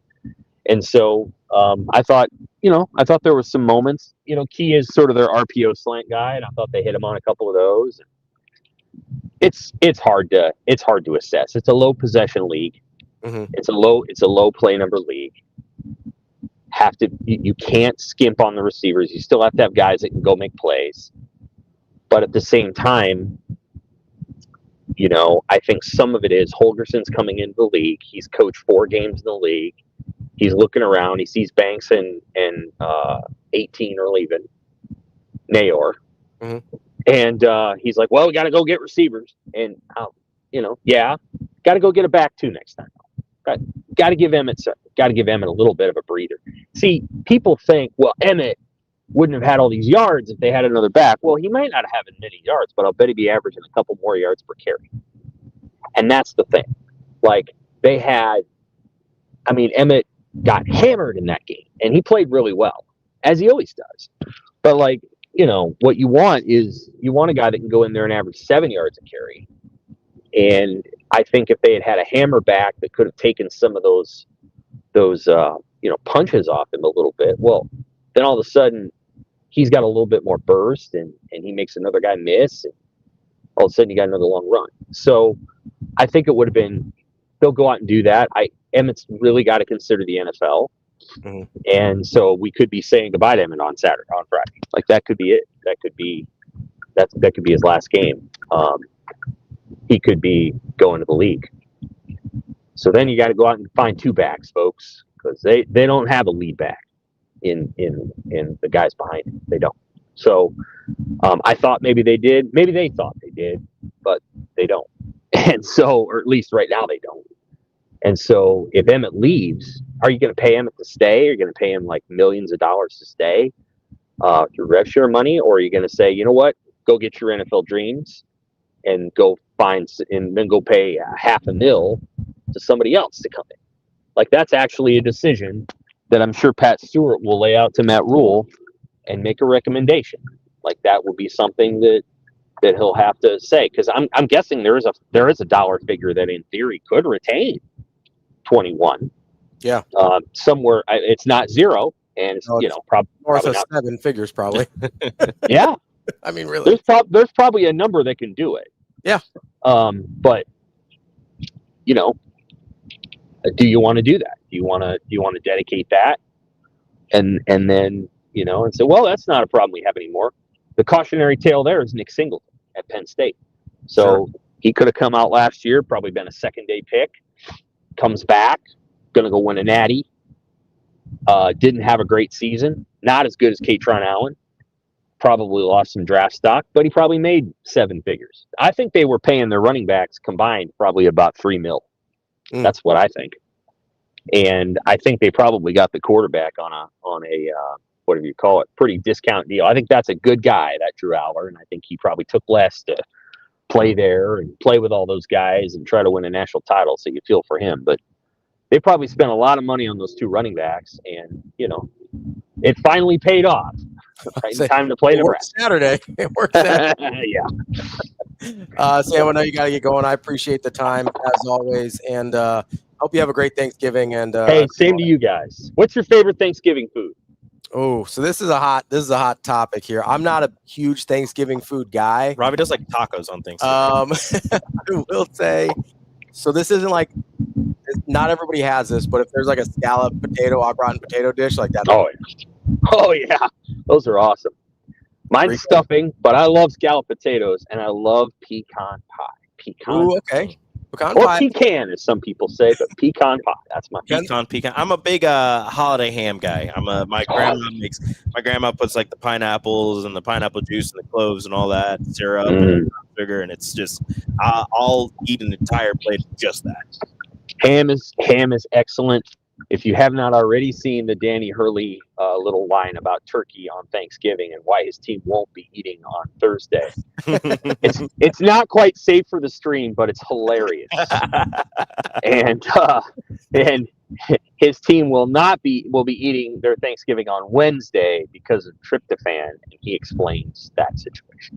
Yeah, I'm a big ham over turkey guy. I would agree. Me too. I would agree there. Yeah, not a turkey guy. Sam, appreciate it as always. Happy Thanksgiving to you and your family. We appreciate all the time you give us throughout the year. Take care. You too. That is Sam McKewon from the Omaha World Herald. Good stuff there from Sam. I thought there was a lot of interesting stuff in there. We're going to take a quick break here. Interesting is the right word. No, I mean there's a lot of nuggets in there. DB is going to join us in about 5 minutes. We're going to take a quick break here. That's Rico. I'm Ravi. It's Hurrdat Sports Live here at Hurrdat HQ. The Black Friday sales event is on at Edwards Kia. Give thanks and get driving. Lease the 2026 Kia Sportage EX starting at $299 a month with 0 down. That's 0 down starting at $299 a month for the 2026 Kia Sportage. Bold style and tech-savvy comfort. Or upgrade to the 2025 Kia Telluride LX 4-wheel drive. Lease starting at $379 a month with just $999 down. Space, safety, and unmistakable style. Don't wait. These Black Friday savings end soon at Edwards Kia.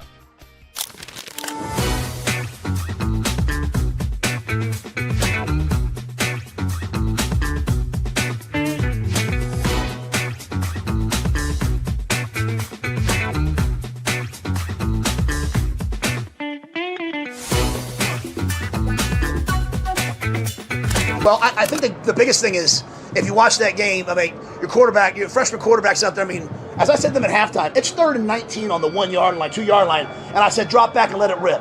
An O-line that's taken a lot of heat this year, and deservedly so for sacks, pass protected some of the best pass rushers in the country. So in the midst of something like this, which I can promise you, just for me, honestly, obviously coming home, this is about as miserable as it gets. They battled and fought and didn't quit. And the coaches didn't quit, you know? And so that was awful to go through. Credit to them. But no one started pointing fingers. No one was yelling. No one was throwing helmets. There was none of that stuff. And so, you know, TJ ran around, battled to the end. Jacory's out there trying to return punts at the end. I was not proud of the result, but I was proud of that. So we'll come back. We'll eat this one. You know, we'll sit there and deal with it. I told them when we get on the plane, we're on to next week. We got no time to worry about what just happened, as bad as it was.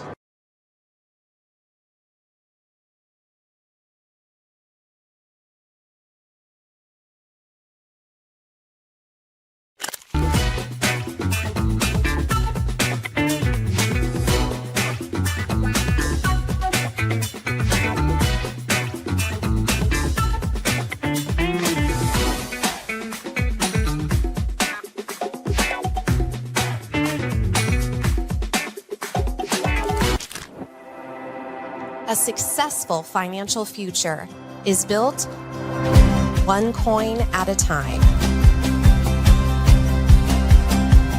Whether you're just starting out or a seasoned saver, we've got the financial resources and team of experts who will be with you every step of the way. Centris Federal Credit Union. We are where you are.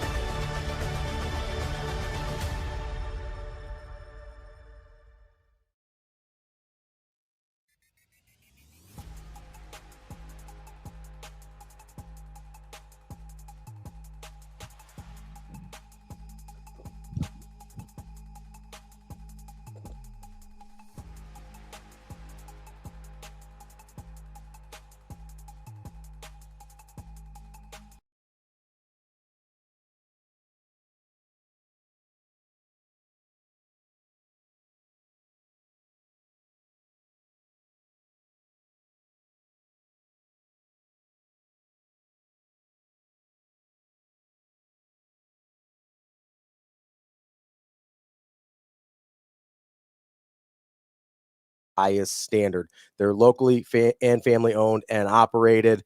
They've got their roots right here in Omaha, just like you do. Make sure you get to dingmans.com to check out their 4 great Omaha area locations and find out more about getting your appointment scheduled today. It's Dingman's Collision Center, dingmans.com. Yeah, we're going to talk to DB here in just a second whenever he is ready. He's going to be down. He's down in Lincoln today. That the Nebraska High School State Football Championships get underway. They've got, what is it? It's C1, C2, and 8-man today. Is that right? I'll have to check. Yeah, A's tomorrow, I believe. So we will have, DB will be back tomorrow, but he's down in Lincoln today calling high school football. And he'll join us here in just a couple minutes to talk about that. But no, I thought it was a good conversation with Sam there. I thought he had some very interesting. Big fan of his ham over turkey take. That was maybe Yes. the most important thing that he 100%. said. Also, we agree on the scallop. Scallop potatoes are fire. Are legitimately one of my favorite foods, period, like full stop. And when I say scallop, I mean the cheesy ones, because technically scallop is just the way you cut them. Mm-hmm. But most of the time you're talking about cheesy potatoes. That's the real name. If that's actually the au gratin part. Yeah. But we'll call them scallop for ease sake here. Don't have to get all French on everybody. D1, D2, and B today. D1, D2, and B. It's C1, C2, and A tomorrow. Okay. Yes. D1, D2, and B today. So DB will be on those calls. 8-man football. Yeah. Listen, I know people don't believe this. I love 8-man football. It is wildly entertaining. Obviously you don't get to watch a ton of it around here, but love watching it at the state championships every year. And we'll be excited to hear DB on the call on Nebraska Public Media. Careful. Nebraska Public Media. Careful. Listen, I'm back in the day. Where it was any TV, and then so it's I'm learning. You're all over the place. I think You're an old man. I think we've got. Oh, Tom, you're right there. That's 100% accurate. You're not wrong. What? There's a local establishment that has incredible scallop potatoes. DB, I believe, is on the phone here with us. DB, can you hear me, bud? Jane, can you patch him through? It's almost like Austin didn't know that I had a broadcast to do. How could I Zoom? I mean, you could have. Listen, I just thought you wanted to see us. Yeah. Hey, can you imagine me getting to a place where I practically should have residents 2 hours and 50 minutes earlier than I have to just so I could be on a computer screen? I think that would have been great, and you definitely should have done that. Not a chance. Wow. I see how it is. I thought your car with all the cameras could maybe just like hook right into the stream. Maybe one of those cameras can help you out. While it was watching you drive. L3, I don't even know if I have rear view windshield wipers. Okay? Like, I don't know anything about this vehicle. I say, Damon, have you figured out your car yet? No. At some point it's going to talk to me and you're going to be like W2H and I'm going to say, I don't know. Damon's going to find out his car can drive itself at some point. He's going to be like, oh, this is cool. Oh, that's dangerous. You know, it's a little bit of free sip on the ground. It brings out the worst. It may have to go to auto drive. These people are ridiculous. Oh, don't worry. I already went on that rant. As soon as we started the show with me ranting about that, I had to drive in from Lincoln early morning rain traffic is terrible. Like, I don't understand. Like, what's the difference? People are dumb. They see water and they're like, oh no, my car, it won't be able to drive in the water. I don't know why they have that accent, but that's how I imagine everybody that drives slow on the interstate. That's how they talk. I mean, this is it's borderline incredible. It's a good thing. Do you know what made my quad box yesterday was Huddle Film, watching like every game of every team that I have today. So it's a good thing I'm ready because Zoe forgot her backpack, so I had to go back to her school. Oh no! This morning to drop her backpack off, and I'm gonna walk in, and they're gonna mic me up. We're gonna do the open, and I better get it right on the first take. That's how we're doing it this morning. DB, so you've got D1, D2, and B today. What games are you? I mean, I know you love 8-man football. What games are you most excited about? I kind of like them all. There's something different. I want to see the Hedstrom kid from St. Mary's. He looks really good. Wynot can score a ton of points, so like that's gonna be fun. Crofton and Sandy Creek have played brutal schedules. Sandy Creek, especially at the quarterback spot, they had some big shoes to fill. So that'll be two battle-tested teams with tough schedules. And then tonight should be an all-out slugfest between East and Waverly. Nathan Axe, two really, really good running backs in this one with Connor Sams and Axman, and two quarterbacks that distribute it pretty well. And shout out to Waverly, man. Coach Manstead. And that's my guy. Coach Manstead, his huddle, he has all 22 end zone version. That guy is the GOAT, and it's going to Huddle. Wow. That's Huddle game strong right there. So yeah, we'll look forward to watching those games all throughout the day, and then this evening with the Class B matchup. Before we move on to Nebraska here, I know the Class B one kind of fascinates me, just with the way Gretna East has been able to, in just their third year of existence, get to this point as a program already. Obviously the big win in the semifinals against, crosstown rival Gretna. Has that surprised you at all that they've been able to get to this point so quickly? Actually not. I think geographically, the design, the crop of kids that they got that planned ahead for the boundary line. I think this was in the works. You ask Coach Oberman when he got that job.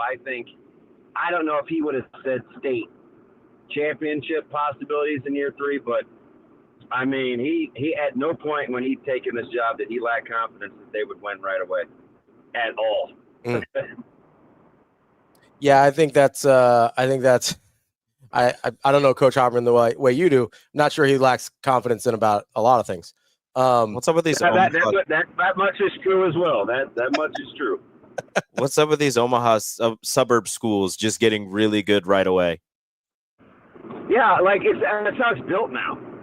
You may have to take your lumps for maybe the first year because you're young, but when these schools start to open and you get in some of these neighborhoods that have a migrant, just like a pattern of kids, they know what they're doing. And I think, like we saw it at Elkhorn North, we've seen it at Gretna East. You've seen it a little bit with Westview, especially on the basketball side. Mm-hmm. You get new schools, man. They're built to win in a hurry. How quick it took Millard West won a state title in their first 4 years, I think, of being open. Yeah, so, it wasn't much more than that for sure. Yeah, it can definitely happen. That's for sure. DB, let's move on to the Nebraska Penn State game. When you see how's the tenor been? Has it been? Oh, fire everybody again because every loss is a re-referendum on the program. Yeah, okay. Let me go through. We're staying toxic out here. So Rule needs to be fired. The defensive line, which has been bad all season, is so trash that everybody needs to be gone, and you need new defensive linemen. All the linebackers are terrible. Did I mention that Rule needs to be fired? Just the Butler needs to be fired. Butler needs to be fired. Butler needs to be fired. Just the regular cast of complaints. Yeah, it is unusual. Not unusually. I said this like 3 weeks ago after a loss. I don't know, man. I think people can't wait till after a loss to either bang on the keyboards or get on the phone. It's like a birthright. And we talk about a lot of things in which, I don't know, like if I had to assess it, I was surprised, right? I didn't see the game playing out the way it did, especially when Nebraska had the ball for more times and that amount of snaps, right? That's not indicative of what I saw happen, or what I envisioned happening. But I'll tell you guys, there's plenty of I guess explanation to go around. If I'm at the press conference, and it depends on how fast this first game goes or whatever, I may try to sneak over there. But if anybody that's in the media has the opportunity to ask a question, ask it something like this: "Hey, Coach, I know you want to move on to Iowa. It's a quick turnaround. And just a couple things about the Penn State game. How would you assess, just the fundamentals, right? Like your team's ability to just get lined up pre-snap, right? Where, I can't wait to ask the question because it looked like, and I may be exaggerating just a little bit. And again, the difference between an excuse and an explanation is ownership. So players have to own it. But you guys, I'm telling you, sure as I'm sitting here, I bet you of the first 10 or 11 plays that Nebraska lined up defensively, they lined up incorrect. Like, I get it, right? It's the third week in November. But when you play, you look at some young guys playing some key roles for the first time, like, I think it got away from them, right? I go back to, Ravi, what I told you off air about Millard South, right? It's like, the first 7 snaps, we didn't run any of the pressures that were called. So I called the guys over. That's coaching, right? Like, Coach Queen, that's myself. Like, we've got to own that. And I'm thinking to myself, hey, is the moment, like, what's going on where when we call this pressure? So then you have to kind of get an explanation, and you kind of walk through it and you regroup. I'm telling you, it took Nebraska. We always start with this, AAT, alignment, assignment, technique. Where am I lined up? What's my assignment? Then what technique do I use? AAT all the time, right? I would be curious to see how many times Nebraska was misaligned. It looked like a fair amount, especially early. There's a big difference between being in a one, a shade, a strong side shade or a weak side shade. If we're on the move and I move left and everybody else is going right, like early on, there was a little bit too much of that where I feel like the players kind of have to own it, right? JB's going to get – Coach Butler's going to get killed, and I'll get to him in a second. But I would be curious, like if you ask some of the players how much of it falls on them, I think they would raise their hand and stand up and fall on the grenade. Now, you do have to play better, right? I wondered how injured Javen Wright was or wasn't. I mean, he's clearly got to play better. Second level, which I told you, Ravi, was the key for me. It wasn't so much the D-line. It was fitting off of that with all the more formations and scheme. Like, you got to get a little bit more downhill. You have to be more sudden. You have to be able to play at 45 in a hurry, especially with patient runners. Fitting on the back end was a disaster. And part of that, though, and where I think scheme actually matters is Penn State clearly saw something. When Nebraska runs a couple of coverages, I talk about it loosely because you need a dry erase board, and I'm not really interested in describing how they play defense I guess it doesn't really matter, right? Those guys can watch tape too, but they do these deals where they talk to each other and they call this defense, it's called slice, and it's got some cover two principles to it, but you have a boundary setter too that's at the corner spot. So there are a couple of play calls defensively where I'm like, either you have to check out of that or you're just going to get hit with these beaters, right? You'll see like the corner route and then the sail route. When you have a squatty corner, a deep half safety, a low hole, and a high hole linebacker, that concept is going to be there. And it's almost like stealing. The running yards, because I think Penn State average, I don't know, what was it, 5.9 a play, Nebraska was in the 4s. That wasn't as egregious as I thought, like on the rewatch. What I was a little surprised at that you couldn't have is the chunk plays that they gave up in the passing game. I could handle a little bit of the run game, but 11 of 12 for 181 with what they try to do defensively, that dog just wasn't going to hunt.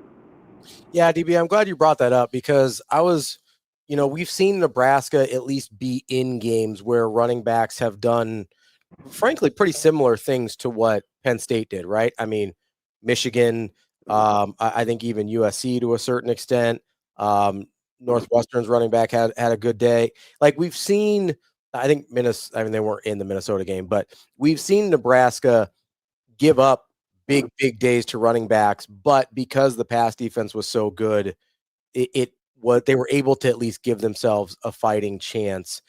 I was pretty stunned by the way Grunkmeyer. I mean, you heard me talk about it all week, like, hey, make him throw, make him beat you in the air, and he did. Like I told you that kid can spin it. Sure, yeah, blowing smoke, but then that's a good football team. That's a good football team. They didn't luck into taking Indiana down to the wire and playing Oregon tough, right? That's a very capable football team, and I wanted people to know that all week. Yeah, and I obviously didn't feel the same way in terms of how good I thought Penn State was. And that's cool. Like, it's not a me you thing. I'm saying. No, I know. There's like this give and take when an opponent plays in a game like this. The environment was crazy chill, right? I mean, I was floored at all the spaces in the stadium. And I wondered, I'm like, there's no way you could allow yourself to get lulled to sleep here. But from the moment I got there, and I was fortunate enough, I caught one of the, I had the invite to catch the bus and go over to the field right from the airport. Like, I didn't go back to our hotel. Mm-hmm. Like, from the moment I got there, you could tell that's, like, nobody enjoyed being there. I don't think Coach Rule wanted to be there. I think Penn State was, like, the whole coming home vibe was grossly overrated. Like, we got home an hour and a half ahead of schedule. But an hour and a half ahead of schedule. I think, what was player availability? 2 players? Like, they couldn't get out of there. He was already talking about moving on to Iowa. I don't know what it was, but from the jump, it really didn't sit well with the vibe. And I think once the players got there, I liked the preparation. I did. I thought warm-ups was good. I felt like it was pretty crisp. Felt like the guys were confident. I think getting stoned on that 4th and 1, that 4th and goal, I didn't have any problems not getting going for it there. But when 2 of your first 3 red zone trips, 3 of those first 3, you only end up with 3 points. I think then you start to play on your heels a little bit. And the funny thing is, Ravi, you and I kind of went through this mental exercise of, I was like, hey, I did this cool little thing with the folks out at Nebraska City. Like, if you go 4 down versus 5 down, who do you pull out? You're going to lose a natural safety. Like, there's all sorts of dilemmas. So Nebraska tried to play a lot of 4 and 5 down, and their fits, guys, out of some of the 5 down stuff just isn't gonna hold up because you're basically playing a 5-2 in concept, right? Yeah. We stopped playing 5-2s in like the 6th grade, right? Like, that's an old school Okie front, and you have to really be good at it. When I look at Deshaun Singleton's tackles, that doesn't surprise me, because in a defense like that, where you play with guys that close to the line of scrimmage, if you get to the initial first level, if you get it handled, then good backs just get to be good backs, right? Mm-hmm. So there's definitely some give and take with playing 5 down and playing with 2 linebackers and traditional 4 secondary versus. I mean, did you have 3 guys on the second level that you felt like you wanted to play well? It was just that's as poor as I've seen the secondary play as a whole in terms of getting into the box. Outside of Sierra Wright and Singleton, I think in the run game they really, really suffered. That was going to be my question for you, Damon. Was the secondary in the pass game for the little bit that Penn State did throw the ball, were they so preoccupied with getting into the box, even though they didn't fit it all that well? Were they so preoccupied with getting into the box that's where those big pass plays came from? Because I don't know if you saw it, but I noticed a couple of times where the safeties had their eyes on the quarterbacks after the play action, and that's when those little corner, those out routes were just wide open, and there's nobody within 5 yards of the receivers. Yeah, so those stressors are, if you think cover 2 in your head, the corner's going to squat, so he's kind of a flat defender. Yeah, this is general. And the safety over the top is a deep half guy. Inside linebacker is low hole, so he's middle of the field, low. Second linebacker, deep hole, so he's splitting the hash. Other safeties, same thing, other side over the top of number one, the corner squat. So you get these two concepts. They'd run an over route, and they'd run like, it's almost like it acts like a corner because it's a corner route because it's supposed to hold your safety and be over the head of your corner, but you run the over route behind it, and if you have time, I mean, it's just a natural cover two beater. So I think that's the part where I think schematically those play calls and those checks don't really give your guys a chance at success, but it's also predicated on not having a quarterback have time to survey the field too. And as we saw, pressure just was, well, it really pressure. The pass rush just really didn't get home. So it's kind of a recipe for disaster. I mean, they basically, you laid an egg on a multitude of levels, but I'm telling you, sure as I'm sitting here, and this isn't me being the eternal optimist, because I'll keep it real with you. You don't have to throw the baby out with the bathwater. What Nebraska needs to do and wants to do against Iowa this week will be vastly different from how I think they'll need to have defended Penn State. Now, I get it. Penn State ran the ball. Iowa wants to run the ball. We can get all to the run comps, but how they get there is different, and what they do off of it is different. So you'll see Nebraska, I think, number one, I don't know. It's Monday. I may change my mind. I think you have to shuttle in some different bodies in the secondary, right? I'm not just saying that obviously because the elephant in the room is I have a son that plays in the secondary, but in a multitude of areas, I think you have to tinker with how you want to play back there because it has to complement what's going on the second level too. If Javen Wright's not healthy, you have to cover up for what he's capable of doing, what you normally ask him to do. If Jacob Bauer is playing, which by the way, this is one of those weeks where I didn't love the Pro Football Focus weekly grade. Bauer played better than his grade. Don't let anybody with a brain tell you different. He gets downhill, but for a downhill guy that plays in a hallway, you have to play. There's certain things you can't do on the back end behind him because he's not going to give you that kind of coverage. If Shavers is going to be more of your weak side guy that plays out in space, he's got to trigger quicker, right? He's got to be a little lighter on his feet. Fundamentally, he's got to shoot his shot. So it all goes together. We can nag and whine about the D-line, but most of us that do don't really know what we're talking about. That doesn't mean you can't have an opinion. It's just not as, oh, we can't fix this, hit the portal. Like, that's not how coaching works.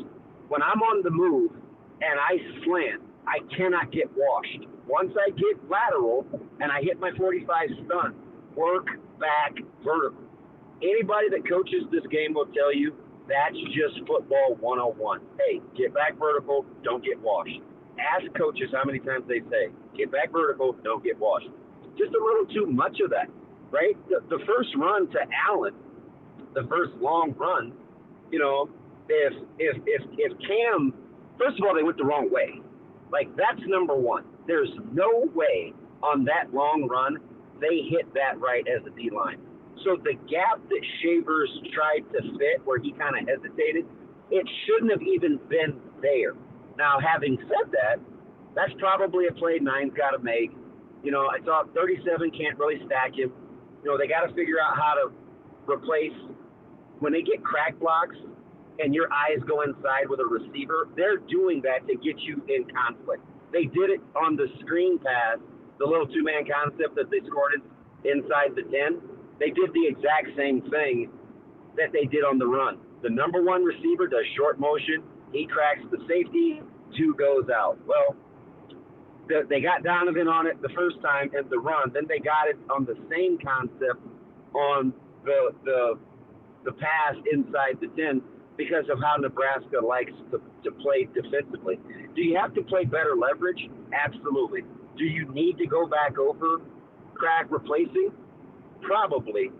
But you can also help them out, which is what I think they'll do this week, by playing a little more one high, not just to show to stop the run, but playing more one high and actually use pass defense out of them. DB, we've got to get to Arif Hasan here, talk a little NFL. Anything you want me to ask him on the NFL? No, I mean, I get it. The Ravens were inevitably going to run down the Steelers, but I'm going to ask the one question. Is Jacksonville good? I knew I was going to. I already had that one ready to go for you. I already had that one ready to go. Damon, should I ask why Drake May and the Patriots are so great? I love that guy come out of the draft. That's one of the rare things that I got right was the Drake May love test. So I saw a stat yesterday about accuracy of passing. He leads the NFL in accuracy of target. That means like when he throws the ball, it is the most likely to be in an area where his receiver can catch it. He's like an 80-some percenter. Do you know where the great J.J. McCarthy is relative to that? Less than half. 45%. Oh, it's pretty close. I was pretty close. You got the Damon math brain going. The league average is like 70%. The league average. Josh Allen is 12th at like 73%. Like, what are we doing, JJ? Not throwing. It's because Drake May is a Tom Brady clone to anyone. DB, have a. He's about it too, man. Drake May, take the guy went to the crew because he's competitive. Drake May's that dude. All right, DB. Have great calls today. We will we'll see you here tomorrow. Appreciate the time on the phone, and I'm sure we'll get into plenty more tomorrow. Appreciate you, buddy. Yeah, you got it. Anytime, fellas. That is our guy, DB. We're going to take a super quick break here, and then we'll get to our guy, Arif Hasan. Appreciate Arif being patient with us here in the stream. We'll be joined by him, talk a little NFL in just a minute. And I will, in fact, ask the question, is Jacksonville good? We have no idea. We'll be right back. More Hurrdat Sports Live. The Black Friday sales event is on at Edwards Hyundai. Give thanks and get driving. Lease the 2025 Hyundai Tucson SE all-wheel drive starting at $269 a month. Built to make every mile smarter. Or step up to the 2026 Hyundai Palisade SEL Convenience all-wheel drive. Lease starting at $389 a month. Room for everyone, comfort for every trip. Don't miss these Black Friday savings. Hurry to Edwards Hyundai before they're gone. Learn more at edwardshyundai.com.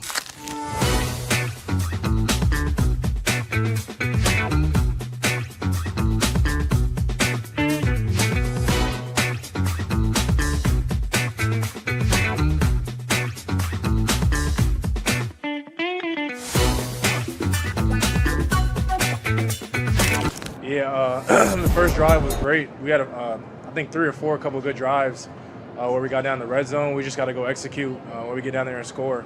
Every time we got down there, we had a great opportunity. We just got to make the plays. I mean, obviously, it's hard because we lost, but it's a quick turnaround, and we all know we got a great opponent ahead, and so we just got to flip the script and get ready for them. Yeah, he handled it really well. He was out there scrambling, trying to run people over. You know what I'm saying? He was trying to do whatever it took to help the team win. And so I'm really excited for him, man, and how he handled it today. We just got to keep growing from it and then just execute.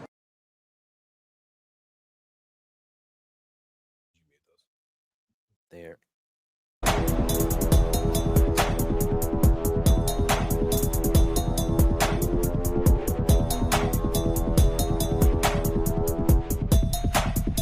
Welcome back, Hurrdat Sports Live, presented by Centris Federal Credit Union. That's Rico. I'm Ravi here at Hurrdat Sports headquarters. We are joined now by Arif Hasan from wideleft.football. Riff, how are we doing this morning?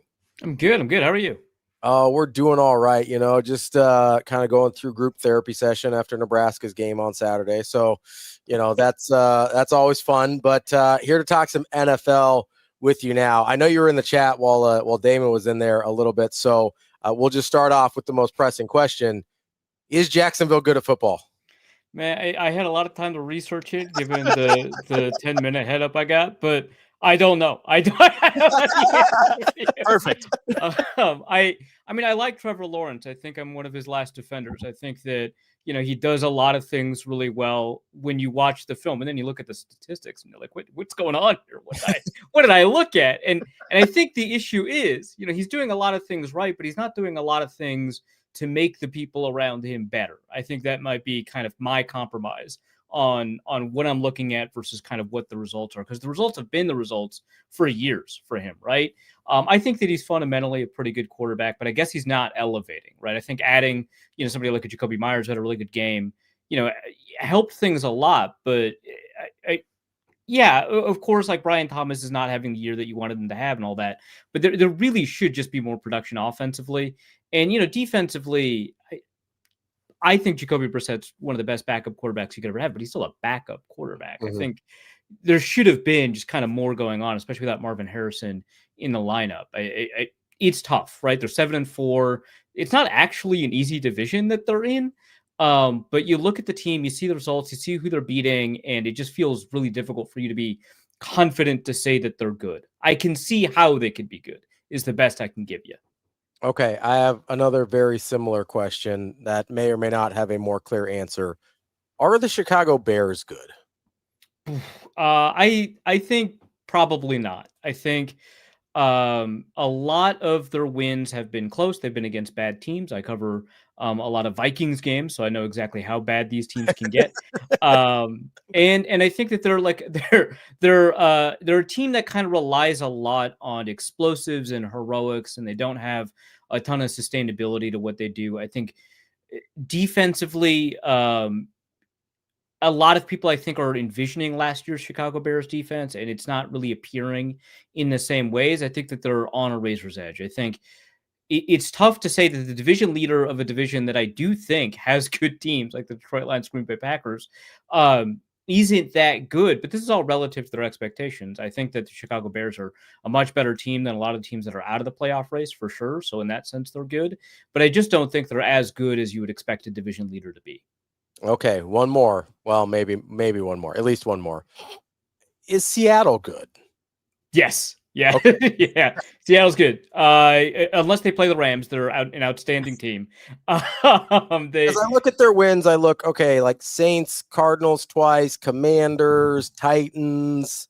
Like a lot of their wins are kind of like, eh. No, for sure. I totally get it. I think that when you look at when good teams have schedules full of bad teams, how are they winning, and can they replicate this once you elevate your competition? Again, they had that competition against the Rams. They didn't do nearly as well as they should have. I also think the Rams just kind of have their number in a way that makes it really difficult for me to fully discount that performance.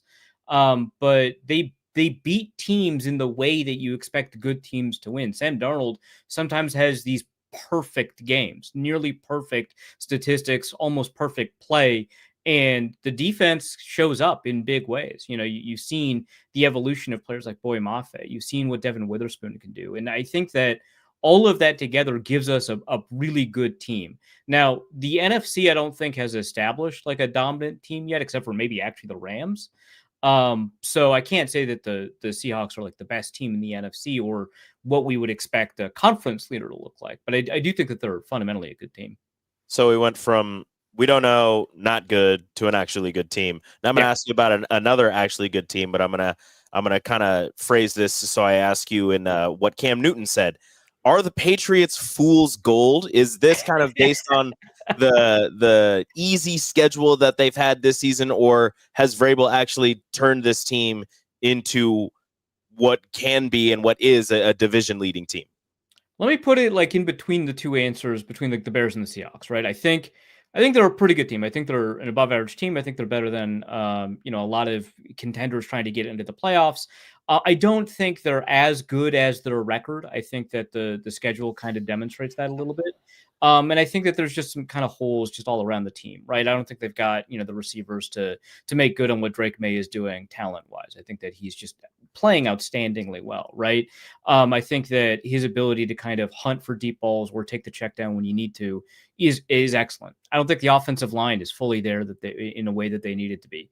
I think defensively they've got the best defensive interior when healthy of any defensive line in the league, and Christian Gonzalez is playing outstanding ball. But then I think the edge pass rush is a concern. I think the linebackers are a concern. So there are some holes defensively, and some issues offensively that prevent them from being a fully well-oiled machine. And a lot of great teams don't have every hole filled, right? But I think there's just too many problems for the Patriots for me to think that in the play, like they might win a game, right? They might advance around, but there's just too many problems for me to think that this is a serious contender for, an AFC championship or anything like that. So yeah, they're a good team, but I don't think they're as good as I think their record suggests.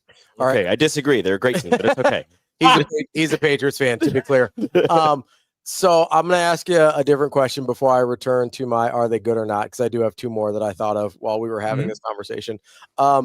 You mentioned kind of the holes that you see on the Patriots team, even though they're the first team to 10 wins or whatever. And I think you made a lot of good points there.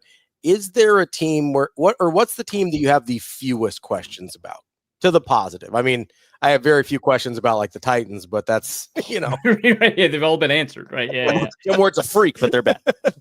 I think I'm going to go back to the Rams. I think that the Rams, this might be one of, and this feels so weird to say because I wouldn't have thought this going into the season. This might be one of the more talented teams Sean McVay is coaching. He's won a Super Bowl, right?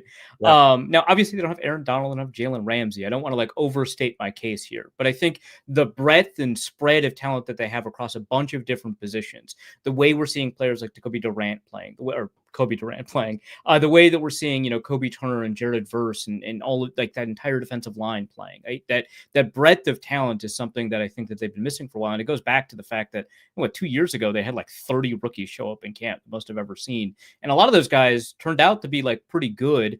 They're pretty cost controlled. And so now you've got the ability to, double down and, extend or continue along with Matthew Stafford, who is playing at an MVP level. You've got, Puka Nacua, you've got Devontae Adams just killing people. You've got a really good running back combination. The offensive line is functional here. So I have very few questions about the Los Angeles Rams, and the play caller has done so much. He led the league in 11 personnel 7 years ago, and now he's leading the league in not having 11 personnel out there. He's got the fewest, right? He's got 13 personnel out there. He's doing crazy stuff, and he's constantly innovating. And I think that that's what you need when you've got it's the opposite of a Mike McDaniel, right? It's you found one weird trick. Well, now it's time to find another one. Now it's time to find another one. He continues to do it. And this roster is really special in ways that aren't as star-studded as, some of the previous rosters. No one's ever going to be as good as Aaron Donald. I don't think they've got a player as good as Jalen Ramsey, but the depth and the breadth of this talent is outstanding.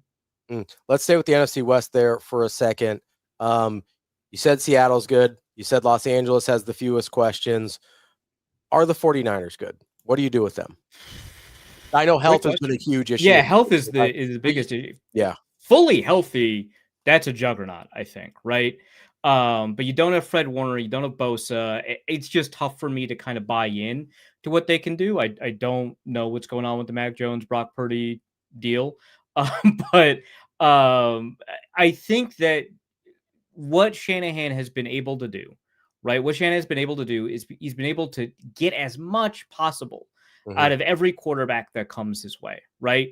But there is a limit to what can happen in that context. And when you go up against, defenses that are particularized against what you do, like the Rams, right? That it just kind of falls apart. So I think Mac Jones in a Shanahan style offense, which, was the vision that a lot of people had when they drafted Trey Lance, is a good enough team to beat half the teams in the league. So in that sense, they're good. But in the sense that I expect them to perform against other good teams, no, I don't really think that they've got the horses in the way they had 2-3 years ago. I never want to count Kyle Shanahan out, but I just think that this is a team with 7 wins, right? That this is a team that's overperforming right now, and I think it'll come back down to earth a little bit. Is that the best division for you? The most competitive one, NFC West? I think so. I think record-wise, is it the NFC North? I always forget, but I just talked about how 2 of those teams are bad or frauds, right? So it doesn't count for me. Yeah, the NFC West does have more wins, I believe, than the NFC. Yes, NFC North. The NFC West has 9, 8, and 7 wins as their top 3. The NFC North has 8, 7, and 7. Okay. Yeah. And so I'll take the NFC West. And I think that actually the gap between the two is somewhat significant. The Lions aren't playing up to their expectation. I assume that they'll bounce back a little bit. The Packers are playing about where I expect them to be. The Bears, I think, are playing above expectation. I think they'll fall down a little bit. So, but the NFC West, I think really it's just the 49ers overperforming. And I would expect the Seahawks and the Rams to kind of continue at this pace. And so to me, that's got to be the best division of football. Kind of keeping it in the West, the Kansas City Chiefs get a huge overtime win over the Indianapolis Colts. I mean, what's going on in Kansas City? What's happening with the Chiefs, and is there any chance that they'll be able to string enough wins together to get back into the playoffs? I mean, they're God's favorite team, so I expect it's. That's true. Yeah, I expect at some point, they'll sneak into the playoffs, cause some damage, but this isn't really going to be like one of those years where they make a run, right? I think that, man, Spagnuolo is so good, and we saw that against the Colts, but I just don't know that, I was talking about the breadth of talent that the Rams have defensively and how they've plugged every hole. That's not what the Chiefs have. They've got some great individual talents. I'm actually a big fan of Jalen Watson at corner, right? Of course, I love McDuffie at corner. I think Chris Jones obviously is fantastic, but there's just not enough pieces kind of around them to really support what Spagnuolo wants to do on defense to consistently have the kind of performances like they just had against the Colts. And so I think that that's going to hurt them. And the Chiefs the last 2-3 years are actually more defensively minded than they are, or defensively led, maybe is a better way to put it, than offensively led, despite kind of the star power Patrick Mahomes. And getting Rashee Rice back, obviously, we just saw in that game, huge, right? It's been huge, but I don't think it's just enough for them to kind of move forward and be the explosive kind of offense that they might need to be when they play the Bills again in the playoffs. I think this time the Bills, if that happens, right, I think the Bills will finally kind of get their playoff win against the Chiefs. I think that's just, we're not there yet, but they are demonstrating why they're so dangerous, how they could ruin someone's day, and why next year is another year where we just have to be like, no, it's these guys again. Crap. What do we do? What do we do with the AFC North? You've got the Ravens, who were bad for a long time. Now they've won 5 in a row. You have the Steelers, who never really felt like they were probably gonna be able to hold on to that lead. And then you've got the state of Ohio doing what they do. Hey, sure, gotta win. Well, whatever they're up to. Whatever Ohio's doing, probably focusing on the Buckeyes. Yeah, they have the Buckeyes. They're good. Is it as clear as just like, hey, the Ravens had this terrible start, they're healthy now, they're off to the races, or is there any path forward for Pittsburgh here to be competitive in that division? I don't see Pittsburgh as having that path. I think the Ravens are the clear team to beat. And I think some of it is health. Some of it, I think, was smart roster moves. I mean, the ability to, like, even just grabbing, gosh, I forget, Alohi Gilman from the Chargers has allowed them to kind of change their entire defensive setup to allow, Kyle Hamilton, who I hope is healthy, to move around a lot more and make that defense, more effective. The past 2 years, whenever they've moved Kyle Hamilton as a result of a midseason acquisition, it has drastically improved the state of the defense. And while I don't think that this is a team that's going to be defined by its defense like we imagine the Ravens historically to be, I think it's good enough that you allow somebody like Lamar Jackson to kind of take over. And Derrick Henry having a couple of fumbles at the beginning of the year, I think we all kind of understood that was so unusual and infrequent throughout his career that it probably wasn't going to continue happening. And it really didn't after the first couple of games. I think there was like one more, right? And removing that turnover function, right, and continuing to have Lamar Jackson do what he does, being an elite high-level passer.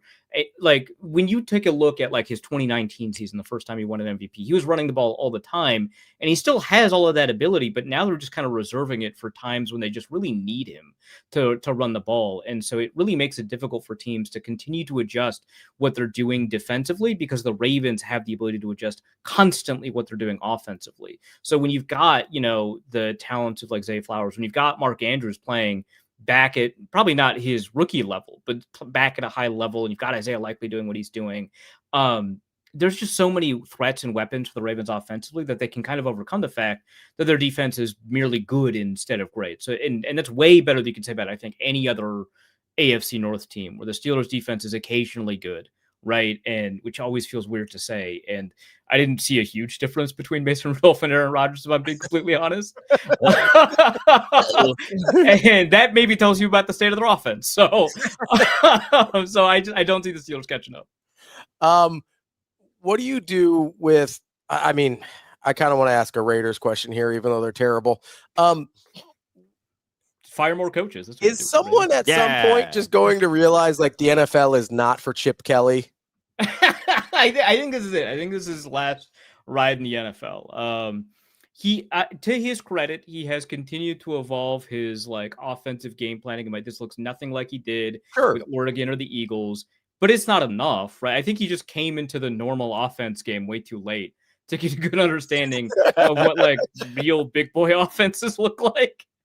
And so, like the adaptations and the changes and the alterations that you might make to an offense from week to week or game to game just aren't like inherent to what he does. And so, it just doesn't seem like it's fit for the NFL, because in the NFL, like you can't just use the hash marks and extents. That's been talked about forever.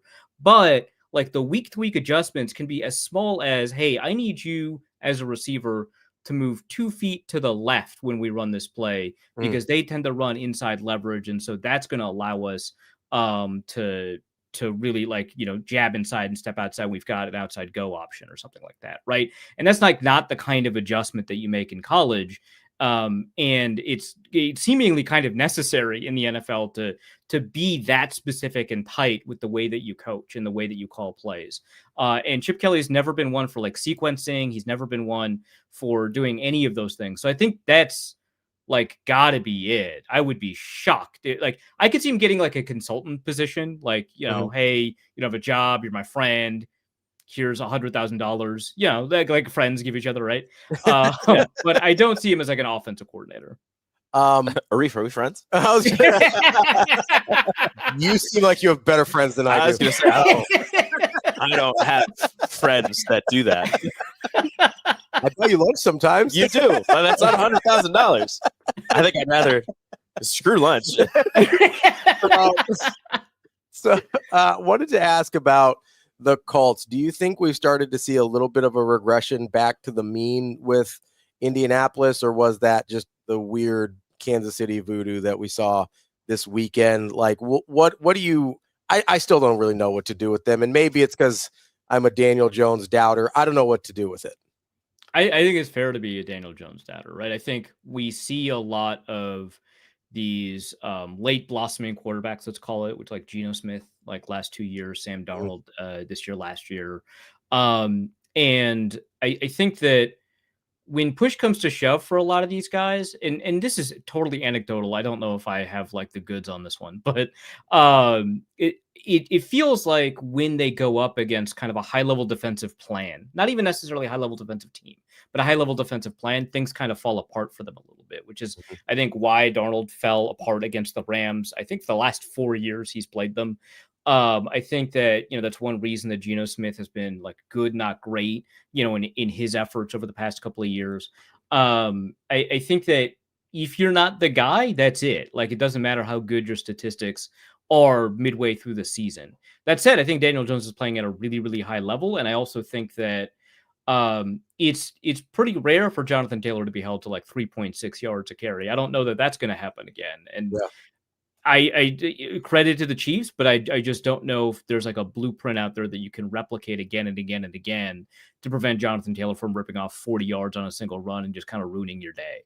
So I don't think that it's over for the Colts by any means, but I think that this kind of demonstrates to us, what their ceiling might be unless Daniel Jones unlocks like another gear, which I would be kind of excited to see because it's kind of funny. But I don't necessarily see that happening. The comedy would be high. I agree with you there. I kind of want to just give you an open forum to get on a box and talk about the Minnesota Vikings. Jeez. Oh my God. Yeah. What a fumble, right? Is it just that JJ McCarthy's that bad? Like, is it just JJ? Yes and no. If you change the quarterback, say let's pick a quarterback at random, Sam Darnold or Daniel Jones. I don't know. You mean the two guys that were on the roster at the end of last year? Whatever. Right, yeah, just a random quarterback. I would think that the Vikings are in playoff position. So in that sense, like it's clearly JJ McCarthy, right? Like if you switched a quarterback and now they're in the playoffs, like it's probably the quarterback's fault. Yeah. But I also want to say that like he has been held back in the same sense that like you put hurdles in front of the slowest runner at the track meet. Like you didn't need to do that, but now he's really slow, right? Like that's kind of where I feel like it's like, well, these obstacles don't need to be here, but I don't know how much removing them would help. Yeah, you know, that's where I'm at, right? I think that for most of the year, the game plan has been a little bit too focused on dialing up deep shots and asking him to hold on to the ball, which he has taken and run with. He's like I believe he's second in the league right now in time to throw. And the number one is Caleb Williams, but like obviously we kind of let him do that because of all the stuff he does after the 3-second mark. That's not what McCarthy is doing. You don't get the right to that. So he's waiting too long to throw. Up until this game against the Packers, he was the deepest thrower in the league. It was not doing him any good. I don't think anyone with a sane brain would blame Justin Jefferson for making this guy worse, right? So like there are problems, and he for most of the games he had a below average offensive line to a catastrophically bad one at times, but they're all healthy now, so that can't be the whole thing. He has been put into a position where it's been a little bit harder for him to succeed by a bunch of different elements. They're not doing a ton of play action with him. They're leaning on him to throw the ball a ton on first and second down. Just not something he's used to. He's learning an entirely new offensive playbook. They're changing his mechanics. All of these things are making things more difficult for him. But fundamentally, the problem is that he's not good. And when you take a quarterback who's not, and I'm not saying he won't be good. That's all, everything's possible, right? But if you take a quarterback who's not good and then you make him worse, the result are these kinds of production numbers. Are you surprised at all that Minnesota with KOC as head coach has sort of been a quarterback guru, hasn't been able to figure it out a little bit better with McCarthy? A little bit, but also I think that some of it is that the Minnesota's pro scouting staff is outstanding. Their ability to bring in free agents is incredible. They've got hit after hit after hit of free agent. People like Cashman, Jonathan Grenard, even like small time free agents like Ivan Pace, Jalen Redmond. Just like their ability to bring in Byron Murphy was a huge hit. Their ability to bring in free agents is fantastic. That includes players like Sam Darnold, players like evidently Daniel Jones. I mean, we didn't really see him play in Minnesota, so limited. But like their ability, like trading for Joshua Dobbs and getting those 3 games out of him was incredible stuff, right? Yeah. And it could just be that the college scouting staff and the pro scouting staff, those are different skill sets, those are different people. And you take a look at Minnesota's drafts, it is just like not good. It's just not good. And I think that whatever's happening with the college scouting is interfering with the ability of Kevin O'Connell to get the most out of these guys, because he has things he desires in a quarterback, some of which McCarthy kind of superficially has. He wants quarterbacks to stand in the pocket and take a hit. I mean, you take a look at how Kirk Cousins played, how Sam Darnold played, how Joshua Dobbs played. They would like stand down the barrel of the gun and take a hit, but it was a 20-yard completion. McCarthy will also do that, but it's not complete, right? Like that's like the other end of that equation. He's just taking a hit for the love of the game. Kind of like Jackson Dart. Yeah, right. Yeah, exactly. Right. But like, yeah, a bit. Yeah, just a tiny bit. But yeah, I think that he superficially has a lot of these traits, but the college scouting staff didn't do a very good job of like going through all of the other elements that might help kind of determine what produces a good starting quarterback in the NFL. So I think that that's playing a role, but like also like, I mean, I don't know, like sometimes players are bad and the best coach in the world can't get the most out of them, or the best coach in the world has to have more than like an injured off season and a healthy off season to kind of figure something out for a quarterback who's the youngest or the youngest in his draft class, one of the youngest in the NFL, that will need a lot more to go on. But yeah, fundamentally, I'm surprised because I assumed his ability to fix quarterbacks extended to his ability to evaluate which quarterbacks could be fixed. I thought that was a reasonable assumption, and yeah, maybe that's not the case. I mean, to your point with that, Kyle Shanahan did draft Trey Lance as well. So, Right. No, exactly. Like he can turn Mac Jones into a functional quarterback, but he's like, yeah, Trey Lance, that seems like the guy. That's my guy. That's the one. Great stuff as always. We appreciate the time. And I'm sure we will talk to you again soon. I hope you don't have to watch too many more Minnesota games. I won't be able to live up to that hope, but thank you for bringing me on. It's been fun. It's one of the hard ones where I want to say at least you get to watch Justin Jefferson, but he can't get the ball. Not really. No. So you don't. So it's I'm sorry. Oh. We appreciate it. That is Arif Hasan from wideleft.football. Great stuff as always from him. Appreciate the time for sure. I still don't really there's a lot of teams I don't know if they're good or not. A lot of them. Nobody's good. Everybody's good. I don't know. It's hard to say. Everybody sucks, but everybody's also good. That's not a technically thing. Tennessee hasn't been eliminated from the playoffs. I don't know how. Wait, is that right? Yeah, I was on the NFL standings on ESPN. They don't have an E next to them, but the Giants do, who have one more win than the Titans. I don't know. Welcome to the AFC South. They are 1-10. Las Vegas is 2-9. Cleveland is 3-8. The Jets are 2-9. None of them have been mathematically eliminated from the playoffs yet. My favorite part of the Giants have is all of these teams that are terrible this year and need quarterbacks. There's no help in the draft for them. There's no good quarterbacks. There's not a soul. Unless you think Fernando Mendoza is going to be your saving grace. That's about Fernando Mendoza, maybe Ty Simpson, but none of the guys before the start of the year. Yeah, shout out to the last Alabama quarterback who was drafted in the first round. He's with your team now. Mac Jones. There you go. Functional quarterback in the NFL. Because that's what you need as a 2-10 team. Yeah. Sometimes. It's function. I mean, as a 2-10 team, you probably need some functionality across the board here. That's actually not just at the quarterback spot. Let's take a quick break here. We will get into the last half hour of the show. Appreciate Arif with the NFL stuff there. We'll get back into, I'm sure, plenty of other things. Lots of stuff happened this weekend. Coaches got fired. Yeah. I was speaking about Fernando Mendoza. Cal just fired their head coach for I don't know why.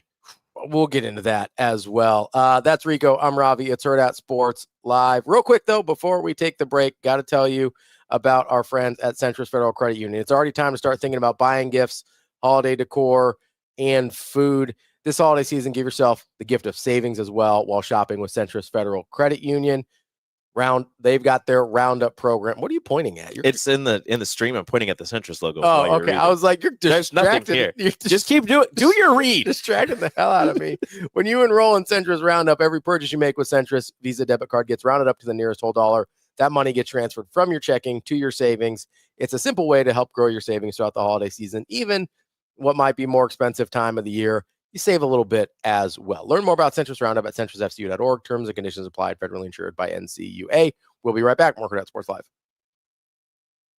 The Black Friday sales event is on at Edwards Ram and Jeep, Village Point, and Council Bluffs. Lease the 2025 Ram 1500 Bighorn 4x4 for $339 a month, or get $17,000 off MSRP. 2 locations, massive selections. Or make room for every mile in the 2025 Jeep Grand Cherokee L Limited 4x4. Lease for $329 a month, or save $13,000 off MSRP. Luxury meets capability in every mile. Bigger savings at Edwards Ram and Jeep, Village Point, and Council Bluffs.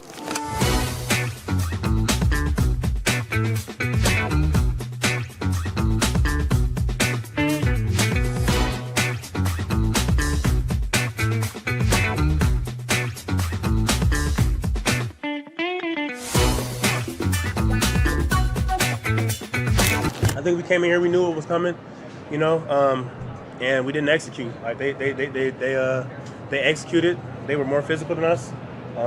As simple as that. So I don't know why we didn't come with the right mindset. I felt we were prepared, but when the time came to it, we didn't execute. So we'll be better next week. They definitely did a good job of running their pass looks off of their run looks. I think that was a good job by them. So I think we have to be better at seeing our run pass keys so that we don't get drawn up on play actions and stuff like that. Yeah, I mean, it's like I said. I think if we have bad run pass keys and we're getting sucked up on the run, It's easier to complete, bigger passes. So I think we just have to be more disciplined. But yeah, we'll be better.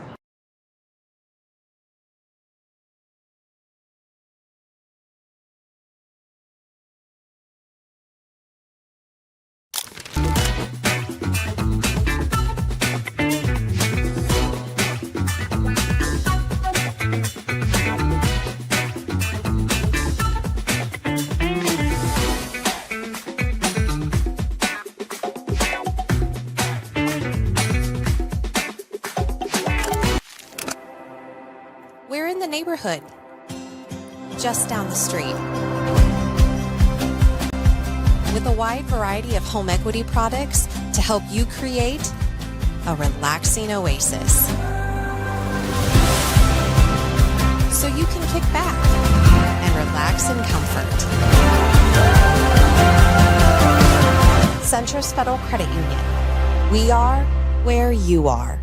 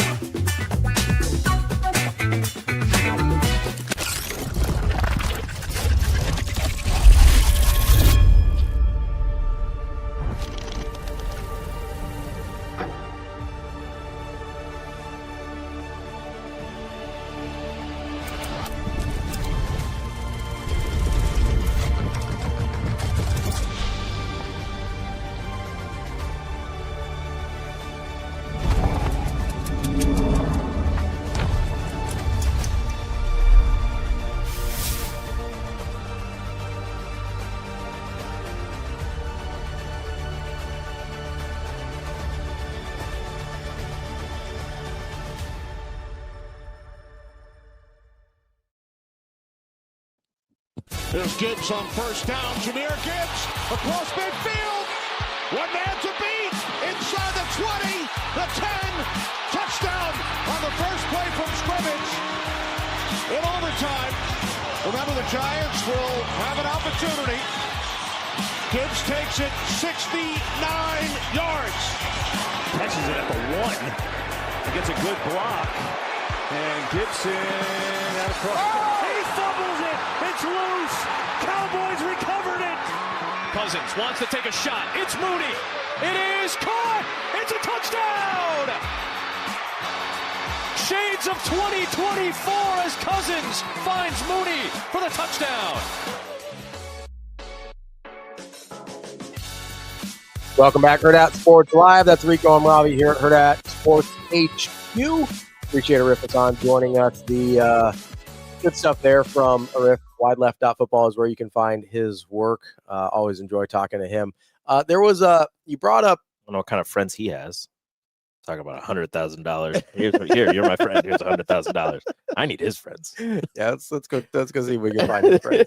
No, I think I enjoy talking to him. He's always a good time and a good insight there as well. You brought up a firing this weekend. Yes. of Justin Wilcox. It doesn't make sense. So it kind of it brought up this thing that I've been wondering for a while now, especially with the schools that have made firings, the schools that haven't made firings. I'm looking at Wisconsin and Florida State primarily. Those are the big ones there. So Wisconsin's keeping their coach now. Wisconsin's keeping those. Weird. We don't know. I honestly don't think they have the money to fire him. I think that's what I genuinely think that's the thing. Obviously, Florida State's looking for the money to fire to fire Mike Norvell. They're working on it. I don't know if they're gonna find it or not. Here's what I've been trying to figure out. So 9 years at Cal, Justin Wilcox, 48-55. His best year was year 3. They went 7-5 and then won their bowl game. So they got an 8th win there. Shout out to the Red Box Bowl. Yeah, big Red Box Bowl fan. I love Red Box. I don't think they're around anymore. I can't find one. I saw one somewhat recently. Oh, there at least. I don't remember when this was, but it's within the last year. There was one still at the Walgreens at 132nd and Center. Okay. There I are love Red Box. I feel like at pharmacies. There's still red boxes. There was one at the Hy-Vee that I go to on, I think it's like 27th in Lincoln. Yeah. I don't know if it's there anymore. They like moved it into like a corner and I can't find it. So obviously there's been varying measures of success. They're going to make a bowl this year. They're 6-5. They made a bowl last year. They made a bowl the year before. That's 3 bowls in a row for them. That will be his 5th bowl appearance in 9 years at Cal.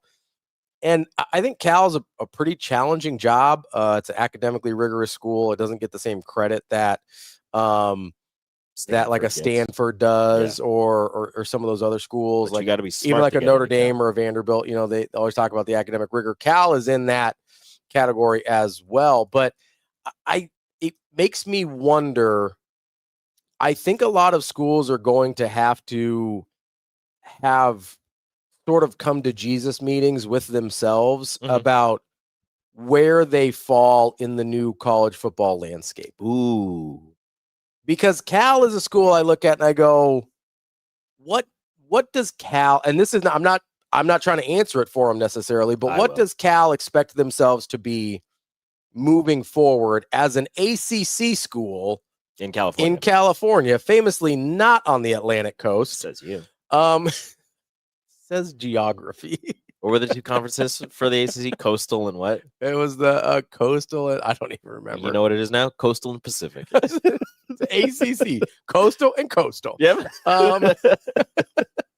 It is I think it's a really interesting and difficult conversation that schools are going to have to start having about where they fit.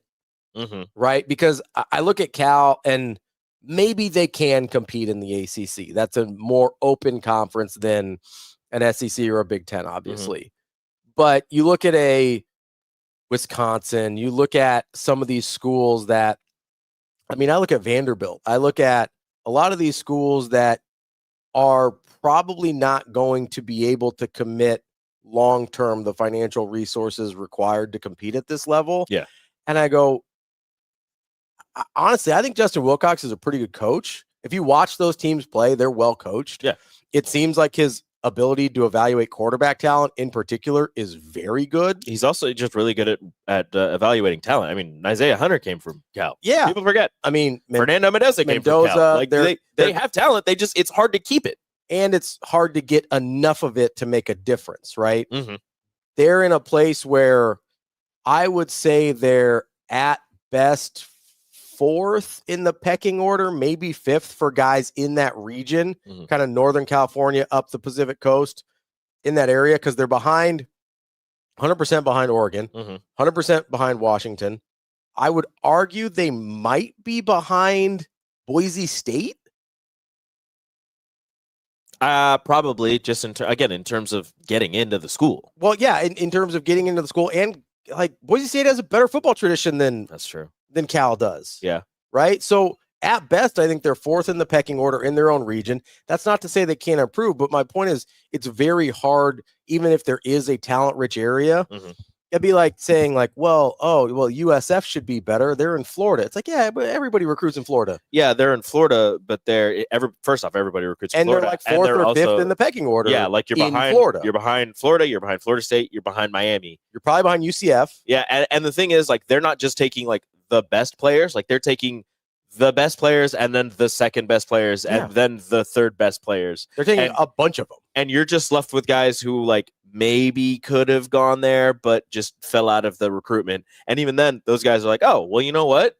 SMU offered me. Let me go to Texas real quick. Let me, a different school. Let me go over there. So and for Cal, they're one of those schools where, like you said, like a Vanderbilt, where you kind of just have to catch lightning in a bottle every so often, every few years. You're not going to consistently be like a top 10 or even a top 25 program at that school, just based on how difficult it's going to be to get kids there, to get recruits there. But every once in a while, every once in a while, you can have a team that you put together that all of a sudden, last year, before their season went down the drain, College Game Day was there. They were a top 15 team, I believe. Yeah, top 25 for sure. Yeah, like they were getting really close. Everybody was hyped on Cal. They had Fernando Mendoza. They had an Isaiah Hunter, who was, a star at the time. And like their team was the buzz, and then they lose that game. I don't even remember who they lost to when game day was there. Remember. But they lose that game, and then it kind of all went downhill. And then you lose your best players because they want to go somewhere and win right away. They want to go somewhere with a better tradition. They want to go somewhere that can pay them the market value for their talents.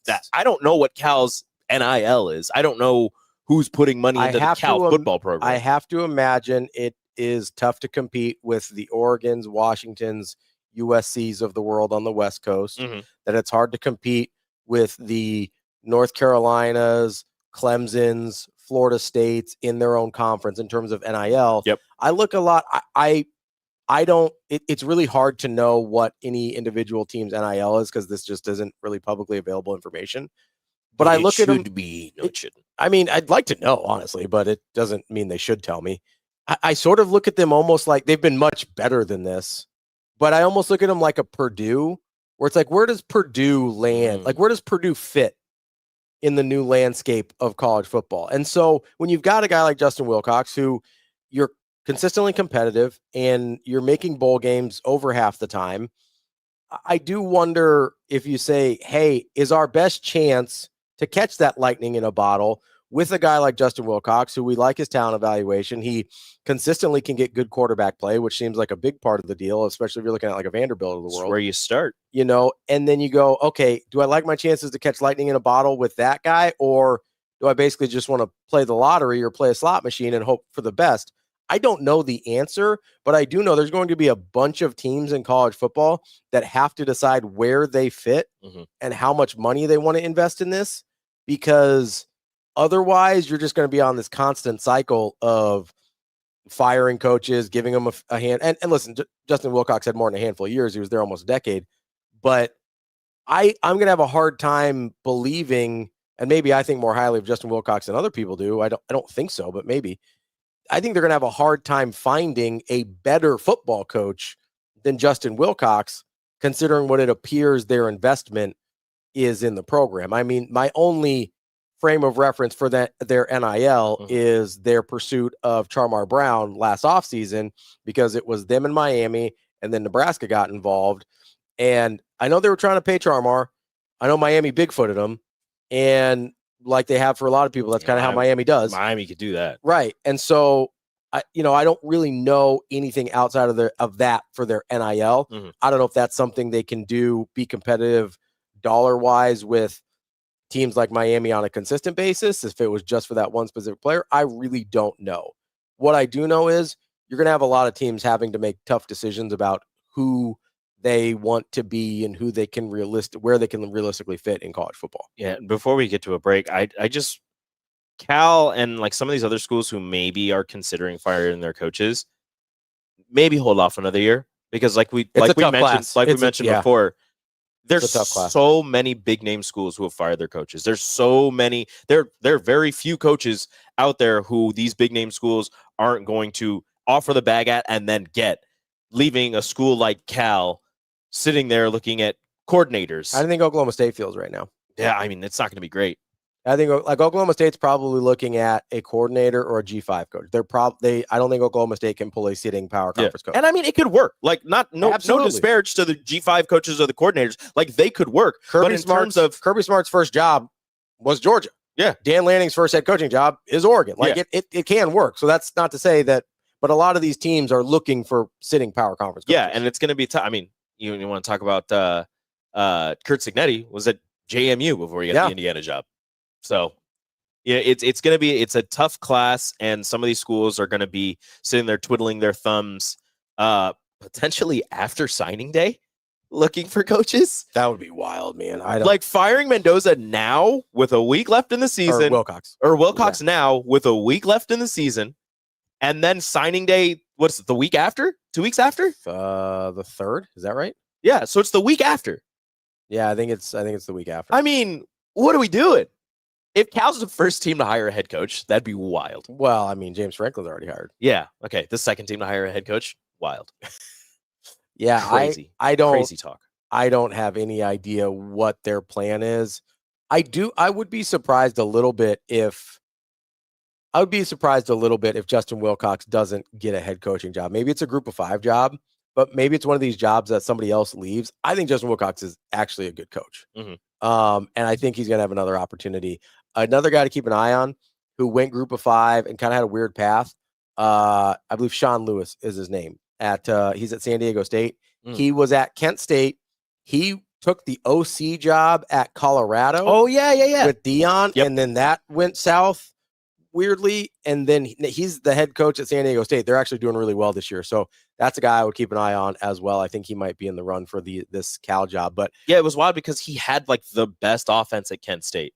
Yeah. And they were primed for another good year. And then he's like, I'm going to go be an OC. And it was like, what are you doing? I think he thought he had a better chance getting to a power conference head coaching job if he did that. But obviously that hasn't worked yet. But maybe long-term it will. I'm just saying, watch out for my the Russian prince that was promised, Alex Golesh at USF, wherever he decides to go. I think Cal's a really hard job.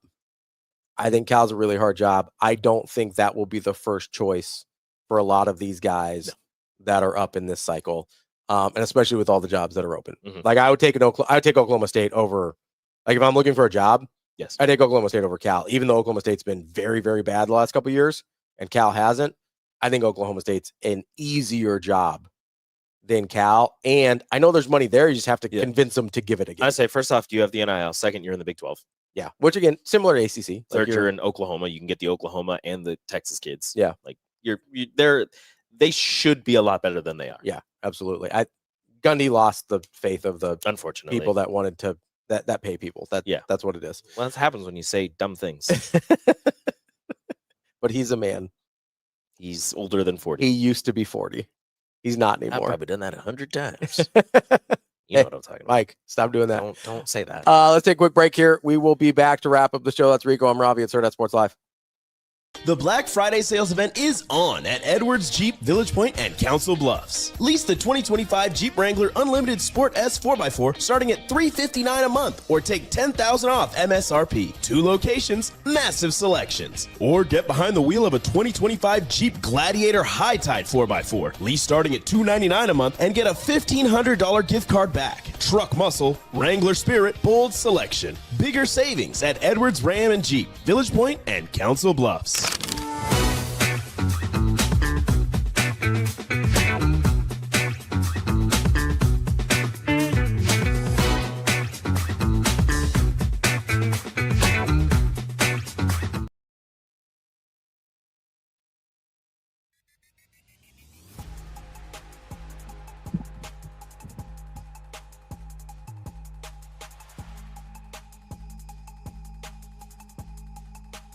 Welcome back, Hurrdat Sports Live. That's Rico. I'm Ravi here at Hurrdat Sports headquarters.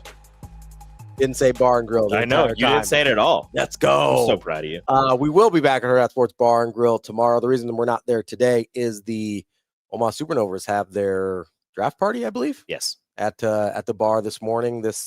I think a lot of the day, actually. So that'll be a cool event. Got the Supernova season right around the corner. Speaking of volleyball, Nebraska, pretty good. Pretty decent. Pretty good. With their win over Indiana, they took sole possession of the Big Ten championship. Outright champs. Nobody can take that from them. That is theirs. 3rd in a row. And Danny Busby Kelly makes history as the first year head coach to win the conference championship in the Big Ten ever. Pretty good. Just nailed it. Pretty good. Speaking of first year head coaches, Brian Rosen also at Creighton. Yes. Knocking out a conference championship as well. That's 4 in a row for Creighton, right? 6. 6 in a row. 6 in a row for Creighton. It's 4 in a row for Brian Rosen being there. Yes. I saw him post the pictures of like each one. I had to go and like look at the year on the thing, and I was like, oh, they 1, 2, 3, 4. Yeah. So 6 in a row for Creighton. Ava Martin, I believe, won Big East Player of the Year as well. Yep. 6 in a row for the tournament. I believe it's 11 in a row regular season. Just a wagon. They just run the Big East. Yeah, they've had a terrific year as well. I think UNK won their conference championship over the weekend. Shout out to the MIAA. They beat, I think it was Washburn. I believe you're right. I mean, just volleyball state, man. I don't know if Wayne State won theirs up in the Northern Sun, but they're, I believe, the #1 team in D2. Yeah, UNK's number 3. I know all the NAI schools. I think like Concordia is really good. Concordia, I think, made it to the semis or the championship. They're still rolling. Bellevue is really good. Like every Volleyball State. It's unbelievable the level of success. And don't look now. Creighton's won 20 matches in a row. Mm-hmm. They started off 5-5. You know, they always schedule super hard in their non-con. That's what they do. They have to because of what the Big East is as a conference in volleyball. It's certainly not the Big Ten. No. But 20 matches in a row. Brian Rosen's got that thing rolling. But the Nebraska one set all conference season. They lost one set to UCLA. Like, what are we talking about? One. What are we? Granted, conference season isn't over, but still, Penn State's got to come to town. They do. What are we doing here? Ridiculous. Danny Busby Kelly and this Nebraska team has been rolling. Bergen Riley, Harper Murray, Andy Jackson are up for AVCA Player of the Year. Yeah.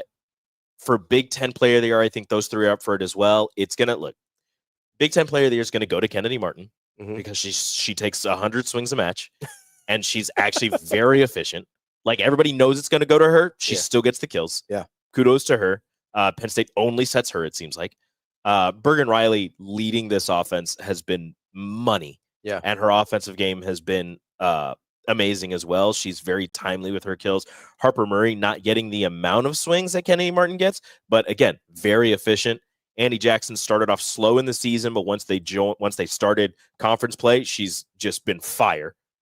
So, I mean, Nebraska with 3 potential Big Ten Players of the Year, 3 potential AVCA Players of the Year on their roster. They're just a wagon. They're rolling. It's really exciting. Senior night will be coming up for them. I believe 3 seniors on the roster. Yeah, that's the funny thing is he's going to be pretty damn good next year. I mean, senior night 2 years in next year is going to be crazy. Yeah, it is. It seems like at a certain point you would stop being kind of stunned by the dominance, and I never am. I am continually just blown away by their ability to blow other teams away on a consistent basis. So 4 seniors. 2 matches left.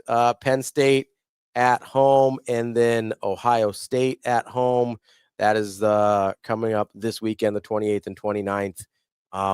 Ohio State is the worst team in the conference, but they pushed Penn State to 5 a few weeks ago.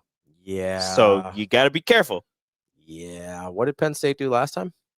Against Nebraska? Hey, okay. I'm just asking what So I'm going to talk with me and Jacob. We're going to do some volleyball talk later. Okay. And that's kind of something that I want to mention is that don't expect that to happen again. Don't do that. Okay. Don't expect Nebraska to roll Penn State like they did before. Listen, I'm not expecting like a 25-6 or whatever it was. But this is a good Penn State squad. This is not exactly, but it's like their football team. Like, they might not be having a great year for them. They're having a great year for other teams. For them, it might not be a great year, especially being the defending champions. But that's still an extremely talented roster with some extremely talented players. That's fine. Okay. And they play well. They play good ball. That's cool. I'm just saying they scored 34 points the entire match. Don't expect it.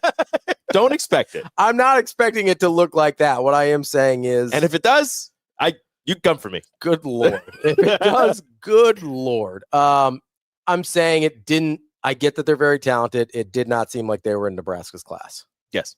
I think that's great. It was pretty recent after Izzy Stark had announced her departure from the team, which she's entering the transfer portal, which is crazy. That's fine. I'm just saying.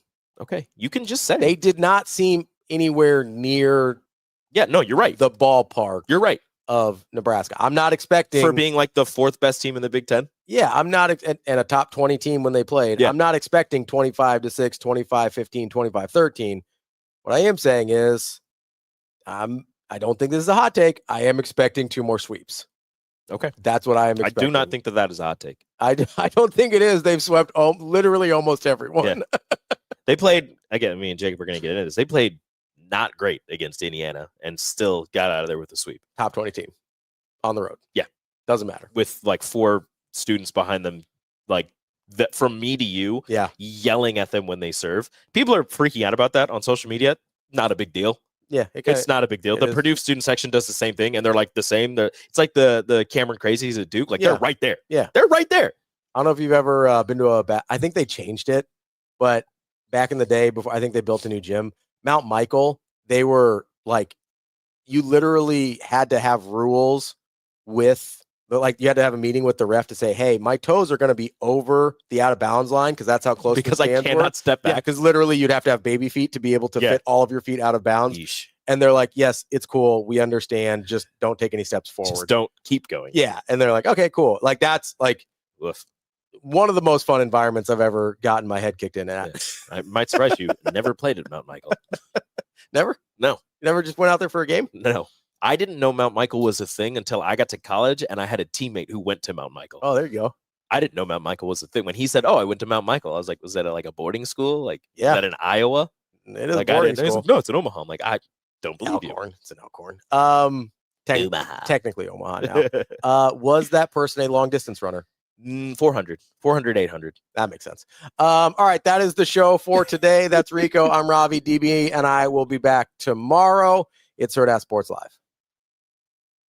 The Black Friday sales event is on at Edwards Chevrolet Buick. Give thanks and get driving. Save $3,300 off MSRP plus 0.9% APR on any 2025 Buick and Vista Preferred. Or sign and drive for just $339 a month. Bold looks, everyday luxury. Or lease the 2026 Chevy Trax LT starting at $349 a month with 0 down. Compact size and ready for the season. This Black Friday sales event won't last. Hurry to Edwards Chevrolet Buick.